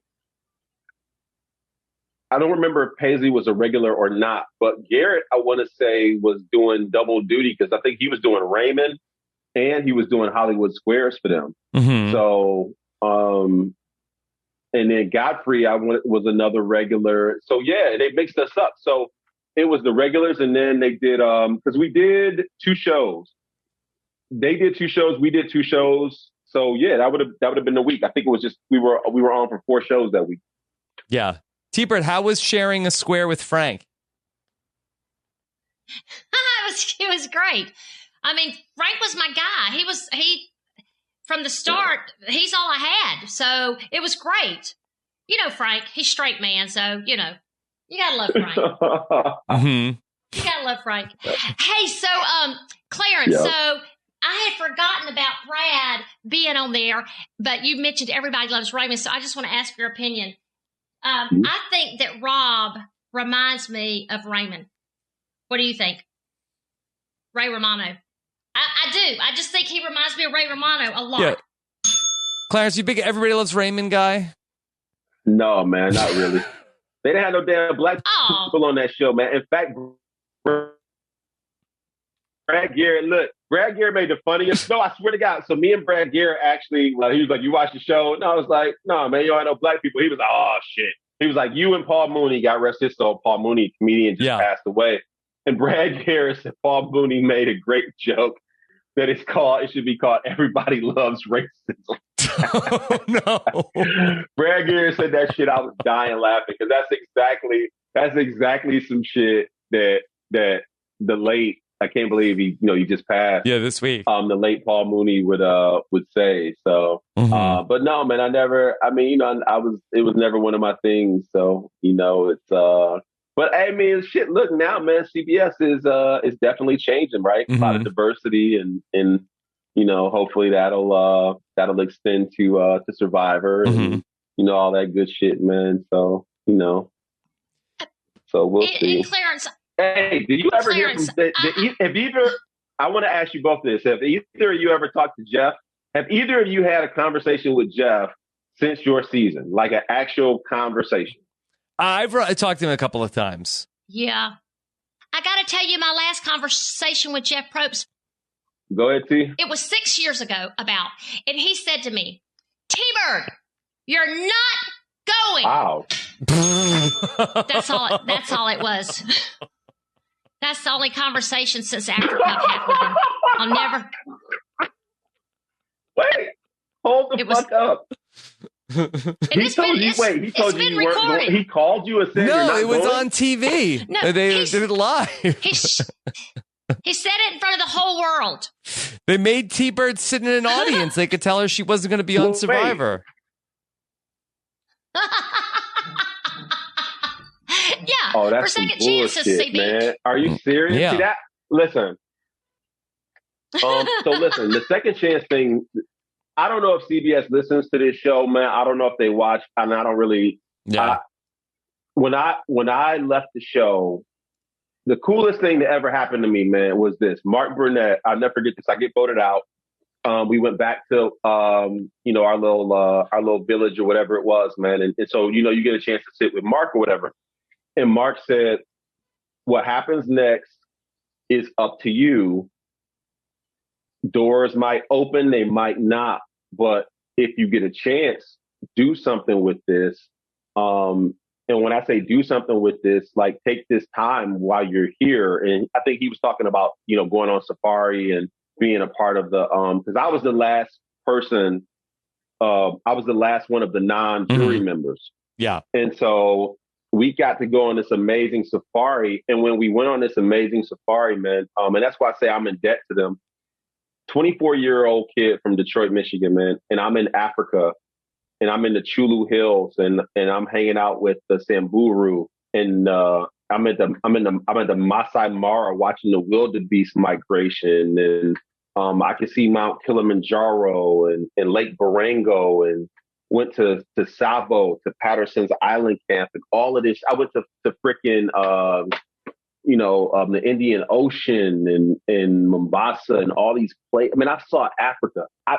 That's a once in a lifetime trip. You know what I'm saying? To be able to afford to do something like that. So, man, I am so in their debt. But Mark said, do something with it. And so that trip was one of the reasons that I joined the Army, because just kind of being out and about and seeing how other people live, man, it gave me a respect for America. And then 9/11 happened and I was really kind of like, man, I need to do this. And even though, it was 9 years in the making that I eventually joined the Army. Mark had a lot to do with that, man, because he did. He said, like, look, take some time to really think about, what you want to do, who you want to be. And I will always be indebted to him for that. And Frank, man, because Frank talked about the Army. I mean, when being in that dumbass berm, you got nothing to do but sit there and listen to people and shit. And Frank talked about, being in the military and what it did for him. And all the things he told me back in 2001 are completely true. And man, I'm indebted to him for that, because everybody I met that was a veteran or that served put me on that path to be here, where I am today, man. And so, to look back at 2001, 20 years, if somebody would have told me that I would be a major in the United States Army and deployed and talking to y'all dumbasses, in the middle of the night, my time, I'd have laughed my ass off. But, some way, somehow, man, we got here. So, that's the cool thing. So, man, I would just say, look, I haven't talked to Jeff since in 20 years, but I try and get him to respond to me on Facebook. So the next hashtag is Jeff Respond, because I just want Jeff to acknowledge me, man. It's like, look, man, I did all right. I know I stole food and shit, but it's like, Jeff, you can at least say, CB, what's up, man? You know what I'm saying? Like, acknowledge me. So we need to get Jeff to respond to me and say something, man. Because you know what? I did something with my, he could. Fuck yeah, he could. But that's the other part that concerns me too, is like, man, I get you powerful, but yo, man, give other people a chance to defend and see a second time, man. Stop running the same fucking people out there. You know what I'm saying? Because, yeah, of course you're going to be a fan favorite if you keep running the same people. Like, if I played 5 times, somebody was like, well, he's a fan favorite. It's like, well, shit, yeah, I'm a fan favorite. You keep giving opportunities to the same fucking people. And if you think about this, right, who's the pilot and shit? Which one is the pilot? Who was that? Hunter. Hunter. Man, they promote the shit out of Hunter. And Terry Dietz. Hunter, the Air Force pilot or whatever, a FedEx pilot or whatever the fuck. Yeah. Yeah, Terry, man. Well, guess what? I'm currently serving, man. I'm currently still in the Army. And not that should be a reason why I go back on the show, but, if they wanted to say, hey, we have an alum that's currently serving in the armed forces, and I can do something with that to help, promote veterans affairs or anything, man, I'm all for it. So, but it's just one of those things. It pisses me off who they pick and choose. He picks and chooses who he wants to love, and I'm okay with that, man. That's his prerogative or whatever. But it's like, man, look, bro, just hashtag bring back Black and hashtag Jeff Respond. El Jefe, that's what I call his ass. El Jefe, I know you listening, motherfucker. Probably doesn't help calling him motherfucker, but what are you gonna do? Yeah, not put me on. I know. He's already doing that. Yeah. So, Clarence. So, Right. Clarence, I want to ask you this. I What's up, want to baby? go in this direction. And I know it's going to go in wherever it goes. So, you were part of the Black Voices Roundtable that we did, that Rob did, RHAP did, was wonderful. Part of the Survivor Diversity Campaign. You're part of that. And so I wonder, for our season Africa, of course, we had you and we had Linda Spencer, an amazing woman that's done quite a bit with her life. Yeah. Did you feel like, Amazing, did you man. have Amazing lady. I know you didn't play. Yeah, I know y'all didn't get any time to play together. Do you think that you would have had an alliance with Linda Spencer? I know in the age, y'all were in 2 different places in your life, but do you think that would have been a bond there in the game? Absolutely. Immediately. Because you feel it. You every day I woke up, and again, man, it's not, and I'm not saying this I'm saying that one of the things that came out of the panel was the uncomfortability of being isolated. When you're the only Black person, you are looking for the other person. So it's not, and it's kind of like we were saying, man, like I made a joke about, Survivor Harlem. If you get off of the bus Survivor Harlem and you're the only white person, you'd be like, oh yeah, look, interesting environment. And then you see another white person, if y'all naturally gravitate toward each other, I don't think anybody would fault you that. So would I have connected with her? Absolutely. I think that's just kind of a byproduct of us just kind of finding our commonality, just like if there were two Hispanics or two whatever. I mean, it is not uncommon in Survivor for people to find their bonds of familiarity, right? That's why you end up seeing sometimes younger people kind of form their group, older people form their group, men, women, it's just one of those things that kind of sometimes just organically happens. But I will say that, man, when you get on a bus of 16 people and you look around and it's just two Black people, you get this feeling in your stomach that's just like, oh, shit. And my thought was, man, if they split us up, and when they did, it was just like, oh, man. And so when the shit happened with the food, it wasn't just that it was like, oh, he stole food. It was like, oh, the Black dude from Detroit stole food. It's like, man, how many goddamn stereotypes can you be in one fell swoop?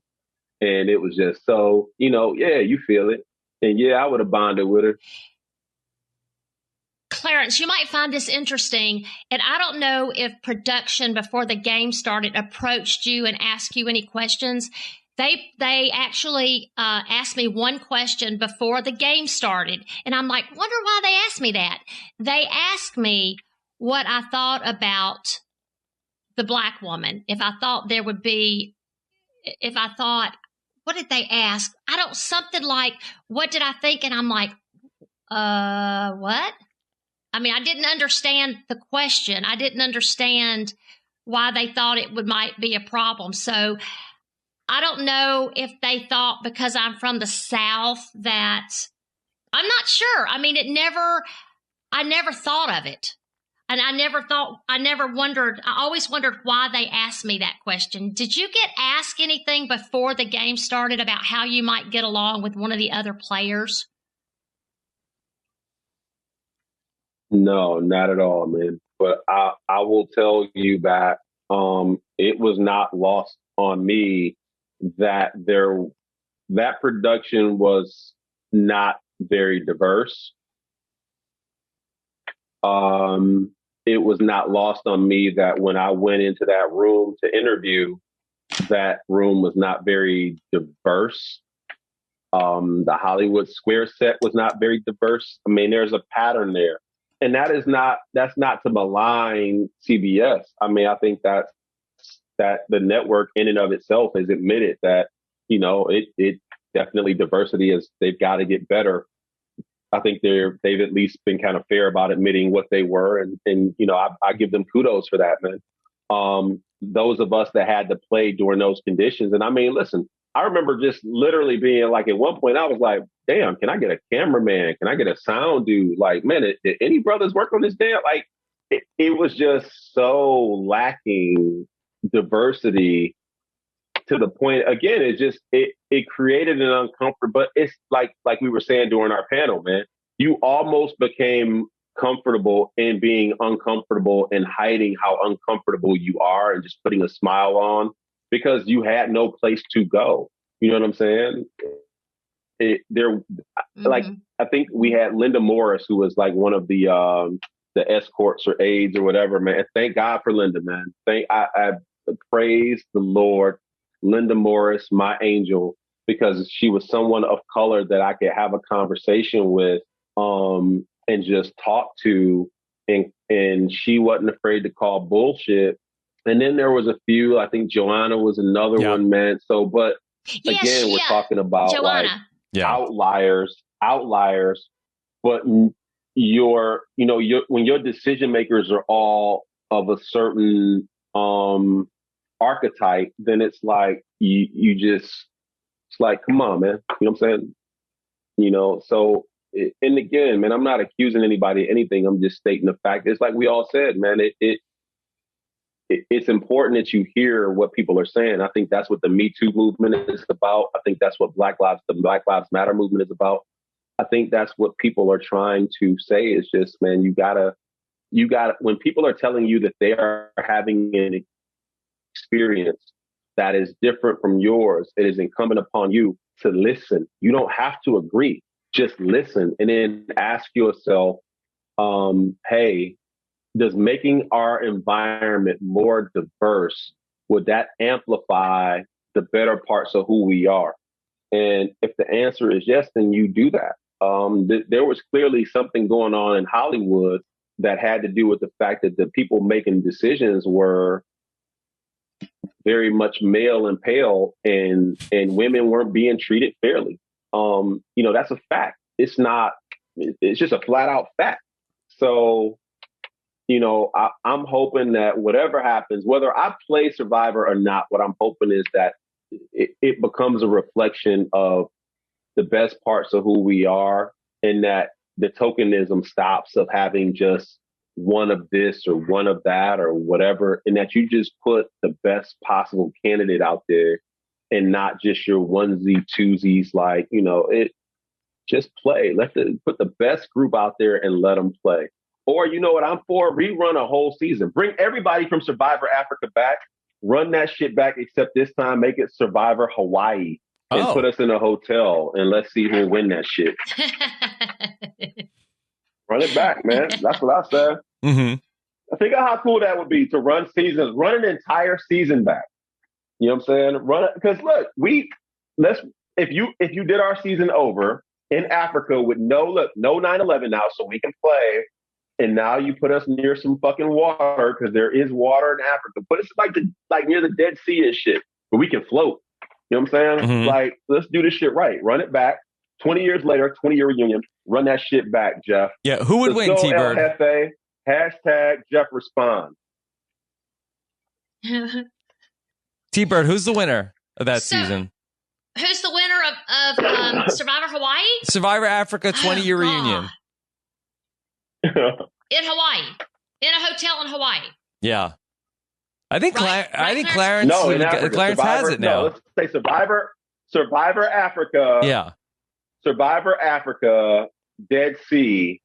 We run the whole crew back, 20-year reunion. Boy, Clarence, if they thought you were going to win all the challenges then, I think that you've really got the edge now. Right. Hell yeah. Right. Shit. And then, by day 6, man, I'll be like cutting people's throat. Oh, yeah. Well. You got this, Clarence. So, hey, Clarence. Clarence, have you played anymore? I forgot. We can't run everybody back. Yeah, some people you might have some trouble getting them out there. Some people ain't coming back. But I hear you. That shit, that's crazy. Maybe a tribe of the Survivor Africa cast you could take on Australia. Woo! Yeah. Well, you guys, here I am acting like my naive self again. Who wouldn't want to come back? CB, who wouldn't want to come back if they were actually really and truly asked? Yeah, nobody said want to come back. It's not want to come back. Yeah. T, come on, T. Yeah. Come on, T. I always say it. No, you guys, seriously. One of us has pending legal issues that they may not want to. They may not have the opportunity. Okay, I stepped into that one. I stepped into that one. Yeah. All right, okay. Yeah. Hey, Clarence. Yeah, I gotta ask Clarence, if you have Clarence, what's up, baby? Have you played any more rock, paper, scissors? And if you have, do you still always go rock? So I found out that because I am an alpha male, this is what I was told. Yes. I have a proclivity for going rock because it is a dominant object. So I have made a concerted effort to go paper since paper changed my life. So now, whenever I'm doing rock, paper, scissors, I typically lead with paper. Interesting. Because paper is what you beat me with. It's true. Because Clarence, that is exactly what I remember saying that to Rob one time. Most men, alpha males, will play rock. Yep. And that was what I was. That's okay. Very good. Yep, all right, Clarence, what's your biggest? T-Bird, did you know that at the time? I thought that. Oh, I wow. thought that because well, Rob, remember I was a more mature player out there. I wasn't a kid. So, I mean, Yeah. I was, the age I was. So that made sense because Clarence is a man's man. Yes. He's clearly. I mean, look at him. I mean, wow, clearly. But So, T, I'm gonna tell you. Here's something T you don't know though, and this is another good thing about what age does. So I was 24. So 2004 T, I was a pharmaceutical rep, and one of my drugs was for ADHD. And so, we learned all these things about the DSM and shit like that. So anyway, one day on a whim, right, I'm looking at this checklist, do you have ADHD? And I'm like, well, man, let me go ahead and fill out this dumbass thing and see. And it's like, yeah, blah, blah, blah. Do you daydream? Blah, check, all this thing. So I'm checking off this shit, right?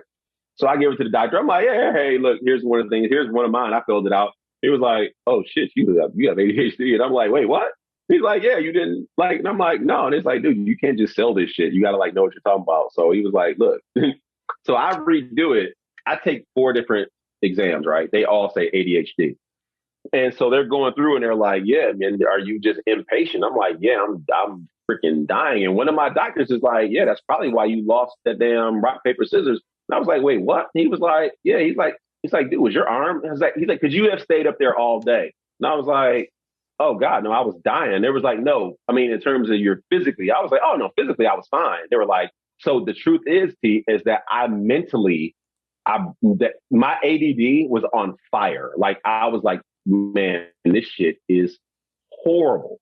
I mentally could not stay up there 1 second longer. My hyperactivity, my need to just like not be in that same position stuck there, played a huge part of my game. Same thing with being stuck in that damn berm. Like my ADHD at the time that was undiagnosed and unmedicated had a huge impact on my game.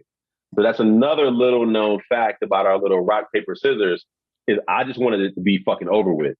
But I have been medicated since 2004.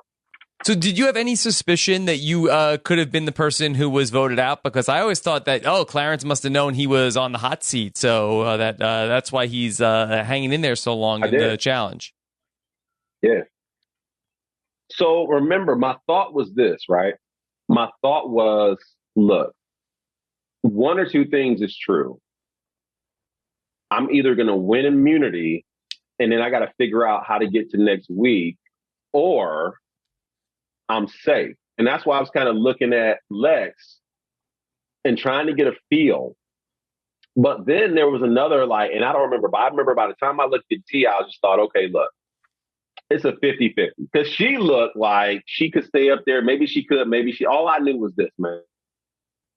I was fucking done. Like I was mentally, I saw that chicken sitting there and I was like, man, and they had a beer and I was like, man, I don't drink, but I wanted that damn chicken. Mm-hmm. I wanted that chicken so bad that I was willing to be like, I wanted that look, chicken too, Clarence. I'm done. Yeah. And I was like, I'm fucking done. I know you did. I bet you did. I was like, man, I'm done. I'm done like dinner, bro. So, I had a feeling I wasn't safe, but my thought was, if I'm not, I'll hustle. Now, what happened after the fact was I wasn't safe, and everybody had kind of, I thought Lex made it seem like everybody had agreed. So that's what was different.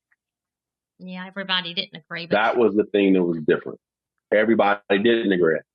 And Clarence, I thought about if I had not won that and you had won, but I think if you had won, you'd have still gone back to your Boran. You wouldn't have jumped ship yet. You'd have gone to Boran, let Frank get voted out. You wouldn't have scrambled yet. You'd have been safe. Like you said, you were playing each day. No. So still, it wouldn't have helped me. I would, I knew, yeah. Because I don't think you and I still would have pulled together. Nope. My thought process was always, well, because again, but this is what I'm saying about, so remember when I used that description, man, no forward, like old school inside veer, like the game was played in a very simple kind of, you stayed with your tribe, until it was time to play solo. And so my belief was that win or lose, we would pick you all off and I would be okay. So when Lex came to me and said, you got to go, I'm like, why the fuck are you getting rid of me? All you're doing is you're just weakening Boran. Why would you do that? I didn't understand that the season before, Lex knew his shit. Lex was like, no, fuck no, because if I don't get rid of you now and you go Kobe, then it won't matter. I got to get rid of you when I can, which in hindsight is like, oh shit, yeah, that makes perfect sense. Which is one of the reasons you started seeing people like, I forget what season it was. They got rid of like a really, really strong guy. They were all like, yeah, if we don't get rid of him now, then, he might win the whole thing. I'm like, motherfuckers, it's week one. Like, Are you crazy? But again, man, that's the evolution of the game. Like, people are playing the end game in week one, which is fucking mind blowing. That some of these seasons where it's like, wait, you guys are talking about day 39 on day one. Like, oh no, she's got to go. She's so strong. I'm like, you just met her. What the fuck are you doing? So it's just the evolution of the game, man. The forward pass, and now you got people you got the Kansas City Chiefs playing now the way they play Survivor. So it would be interesting to see if I could play as fast as they play now, because they play so fast and so loose. And it's like the Wild Wild West, man.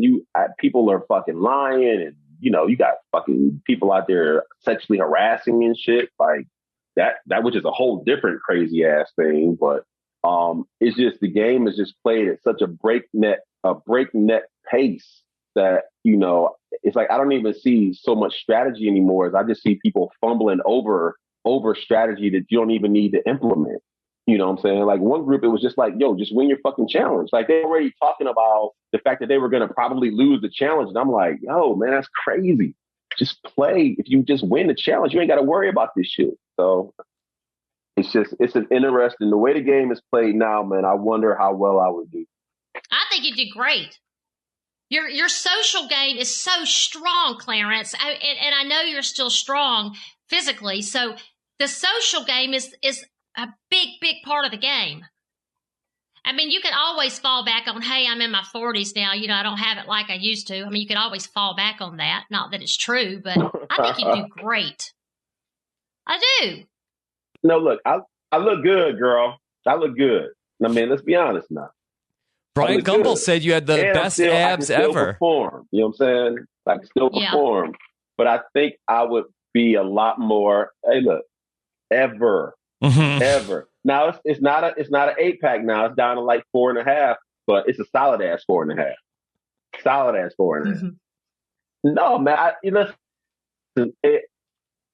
You know this, man. You as you get older, you get smarter, and I think you are able to kind of just take a step back. And again, being a parent, I think just being a parent, you pick and choose when you gotta, when it's time to throttle up, when it's time to throttle back, and then also being married. I mean, think about think about just the things you've learned just being married. And T, I know you like me, you in the divorce club. So, I know how to fight and how to not fight and when to talk, when not to talk. So I learn every day, there's Clarence. So many life experiences that now would go into that. So every day, bro, you learn when to shut the fuck up and when to say something. Still learning. And so that's one of the things I think that Lex had was Lex was a dad and a husband, and he had a patience to him. You know what I'm saying? It's one of the things I still love about him, man. When Lex talks, even to this day, if Lex is talking, I listen.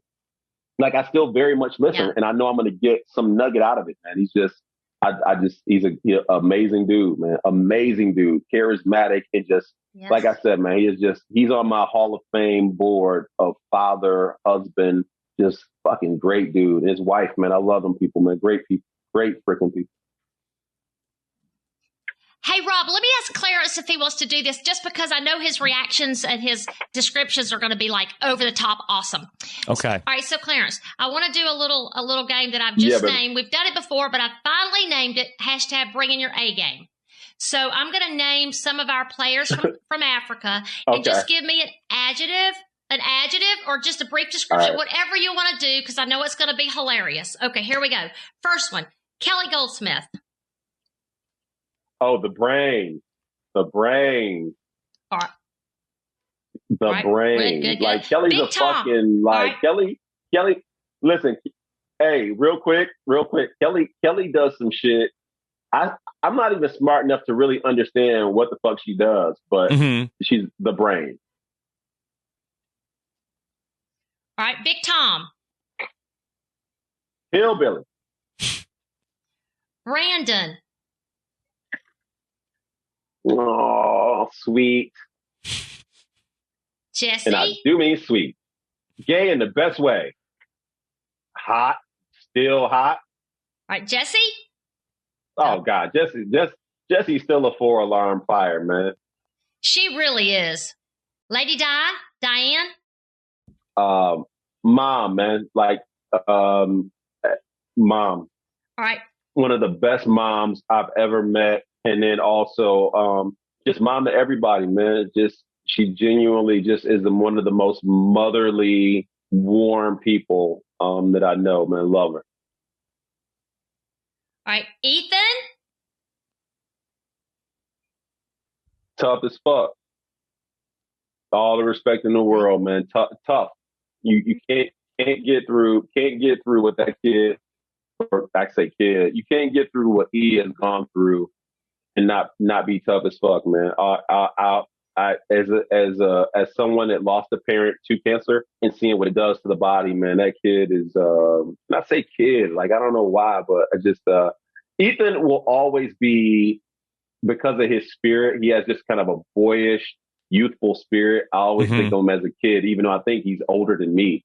But just man, tough as fuck. All right, so Rob, do you have the message from EZ? Yes, I do. You ready for this? Okay. Here we go. What's up, Clarence? Ethan here. I hope you're doing well, my friend. I have such amazing memories of those first few challenges on Africa, the chariot, the one we were carrying all the logs. Man, we couldn't have done it without you. You were a force out there. And I love following you on social media, my friend. And I just can't wait to see you again. I hope all's well. Talk to you soon, buddy. Ethan! Man, love that dude, man. All right, how about Frank? Go Army, beat Navy. All right, so Frank wanted me to tell you, he said, tell Clarence my chickens are laying lots of eggs. That was for Frank. Yeah. All right. Man, Frank is the first person I ever saw kill a fucking chicken, man. That shit was gangster. Gangster. All right, and then the last one is Lex. Uncle Lex, man. I've never ever had a conversation with Lex where I didn't walk away better for it. And even though people are convinced we were adversaries on the show, and I guess we were, the reality, man, is that I've learned so much from him. It's better for his friendship and him and his wife, and man, just great fucking dudes. Great fucking dude. Great dude. Okay, Rob. Clarence, my much better looking and much younger brother from Survivor Africa. This is Lex. And I just want to tell you, I have had such a great time just watching your life progress over the last 20 years. And not just because you're getting older every year, although I'd be lying if I said I don't like seeing you get old, because I was always the one that you clowned for that. But no, mostly because you've built an amazing life. You've got gorgeous kids, a wonderful family. I can tell that you're happy, and it's giving me so much joy. Anyway, I love you, brother, and I wish you nothing but the best. But I'm going to pass the phone over now to the person that I know that you actually want to hear from, and that's my smoking hot lover, Kelly.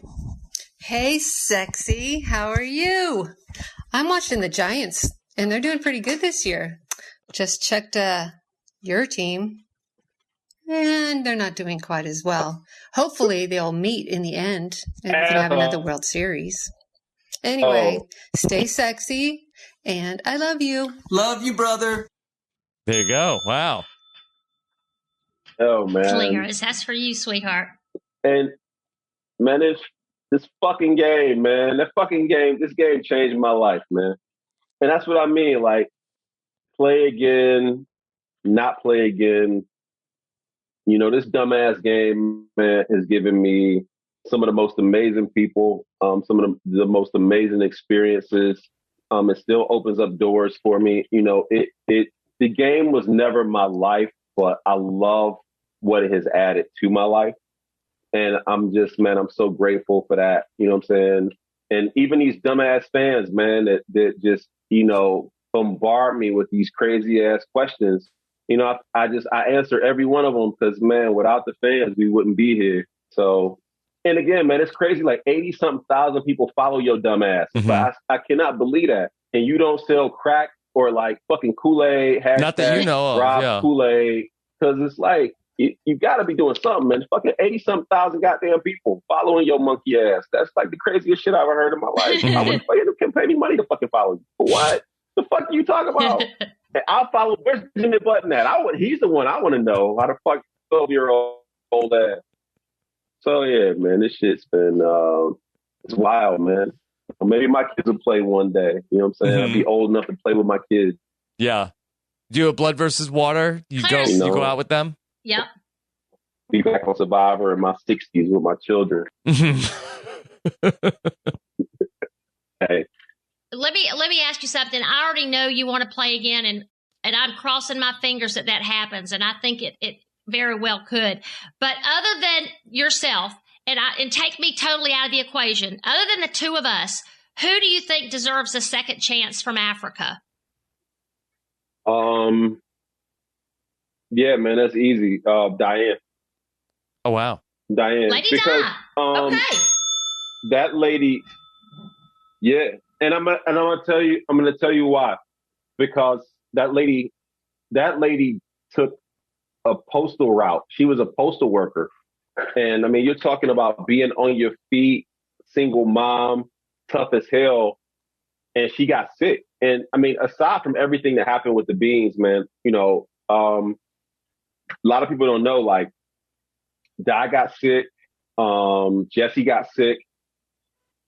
And in fact, you'll remember, like, so Rob, when we got back, we all got mailed these different kits because, as it turns out, I think Lex had a parasite or some shit. Like, you know, so there were things that I think I know that when we were the non-jury members, when we were out, I got really bad gastroenteritis.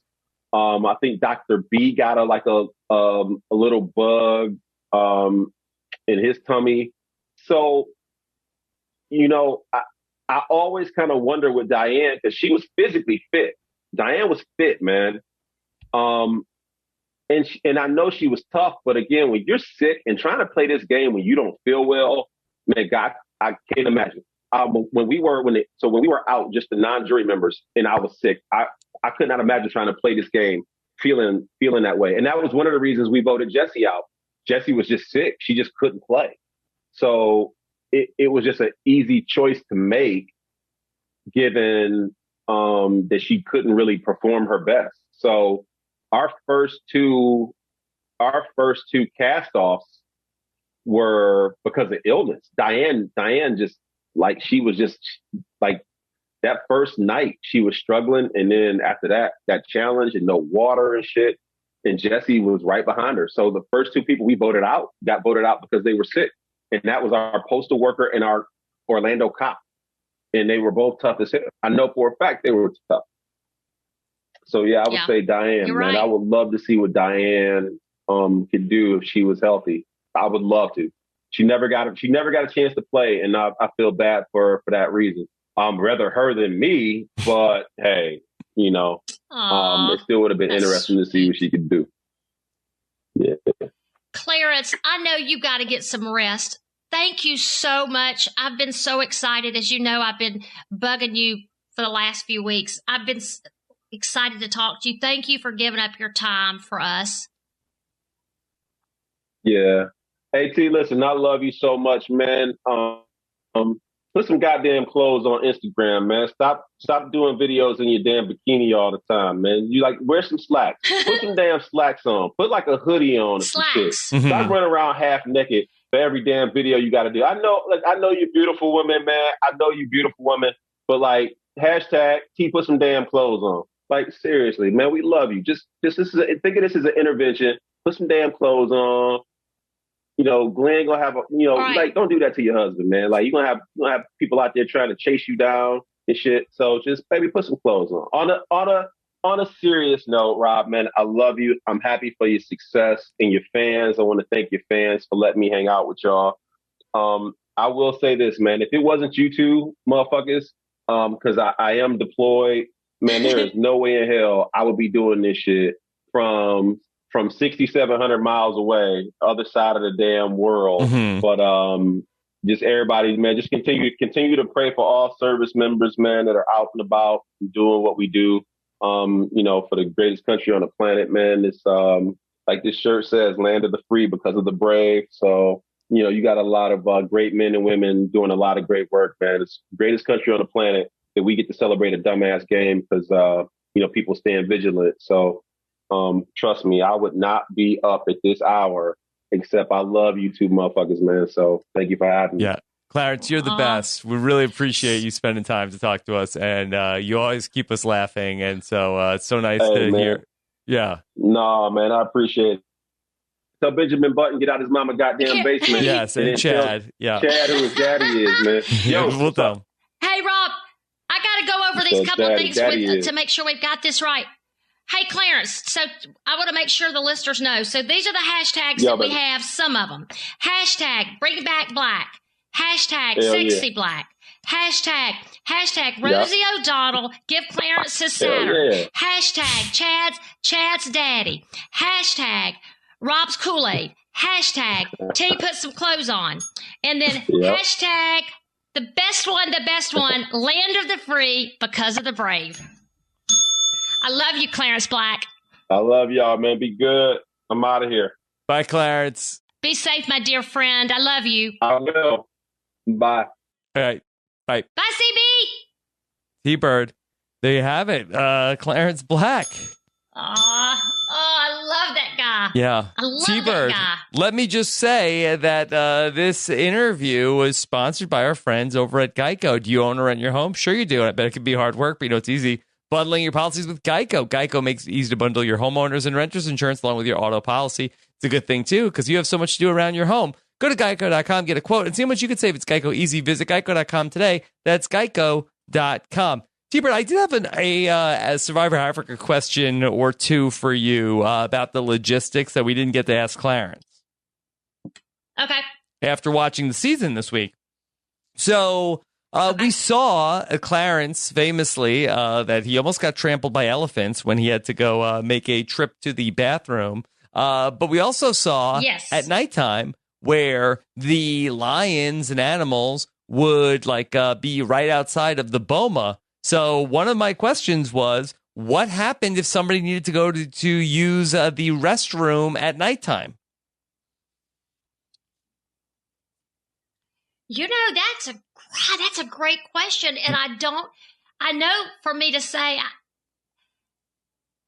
I don't know the answer. Oh, I guess you never had to go. I'm not saying that I'm not saying it didn't happen, but not any time at night did I notice anybody, not that they didn't go. But I didn't have to go out of the boma at night. And be honest, we closed it up and we had, the fires going. And I would imagine maybe somebody, if that happened, would have just gone over somewhere, because it was dark in the boma probably. Okay. I would imagine that happened. But I did want to mention two things that y'all had talked about the boma, about the if we had anybody inside the boma with us with guns.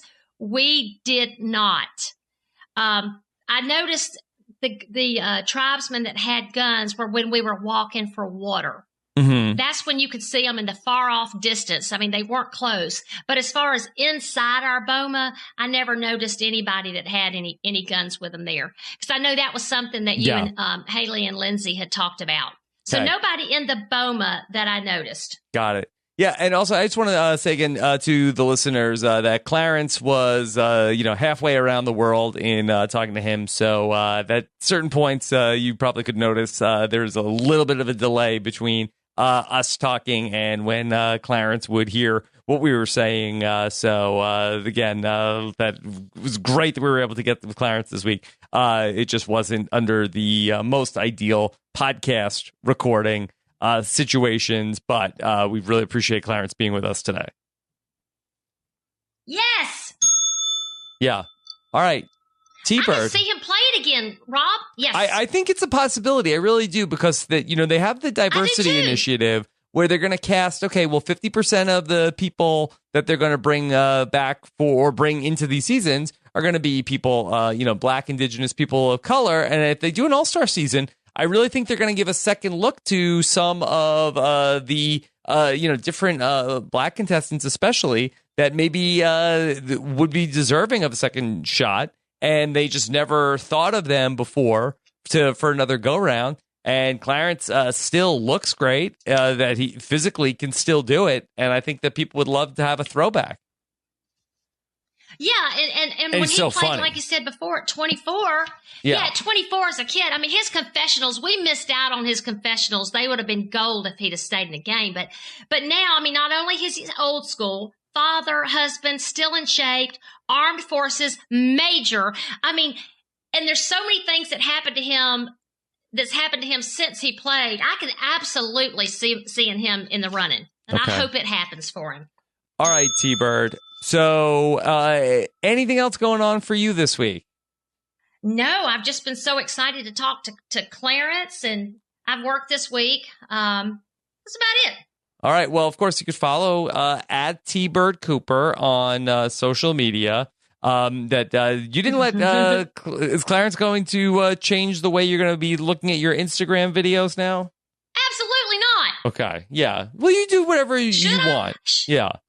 It's your Instagram. Although I love Clarence. Mhm. Yeah. Yeah. You know I love my Clarence, but We know. no, I probably won't. All right. T-Bird. Should I? You Rob? do whatever you're comfortable with. It's your social media. Okay, good. Yeah. Okay. All right. T-Bird, great job. Of course, we got plenty more of our coverage coming up on Robin's podcast, including our patron-only feedback show this weekend up in our patron podcast feed. You can check that out at robinswebsite.com/patron. Of course, we will be talking about the 20th best season of Survivor, the Australian Outback, coming up this Wednesday. Until then, take care, everybody. Have a good one. Bye.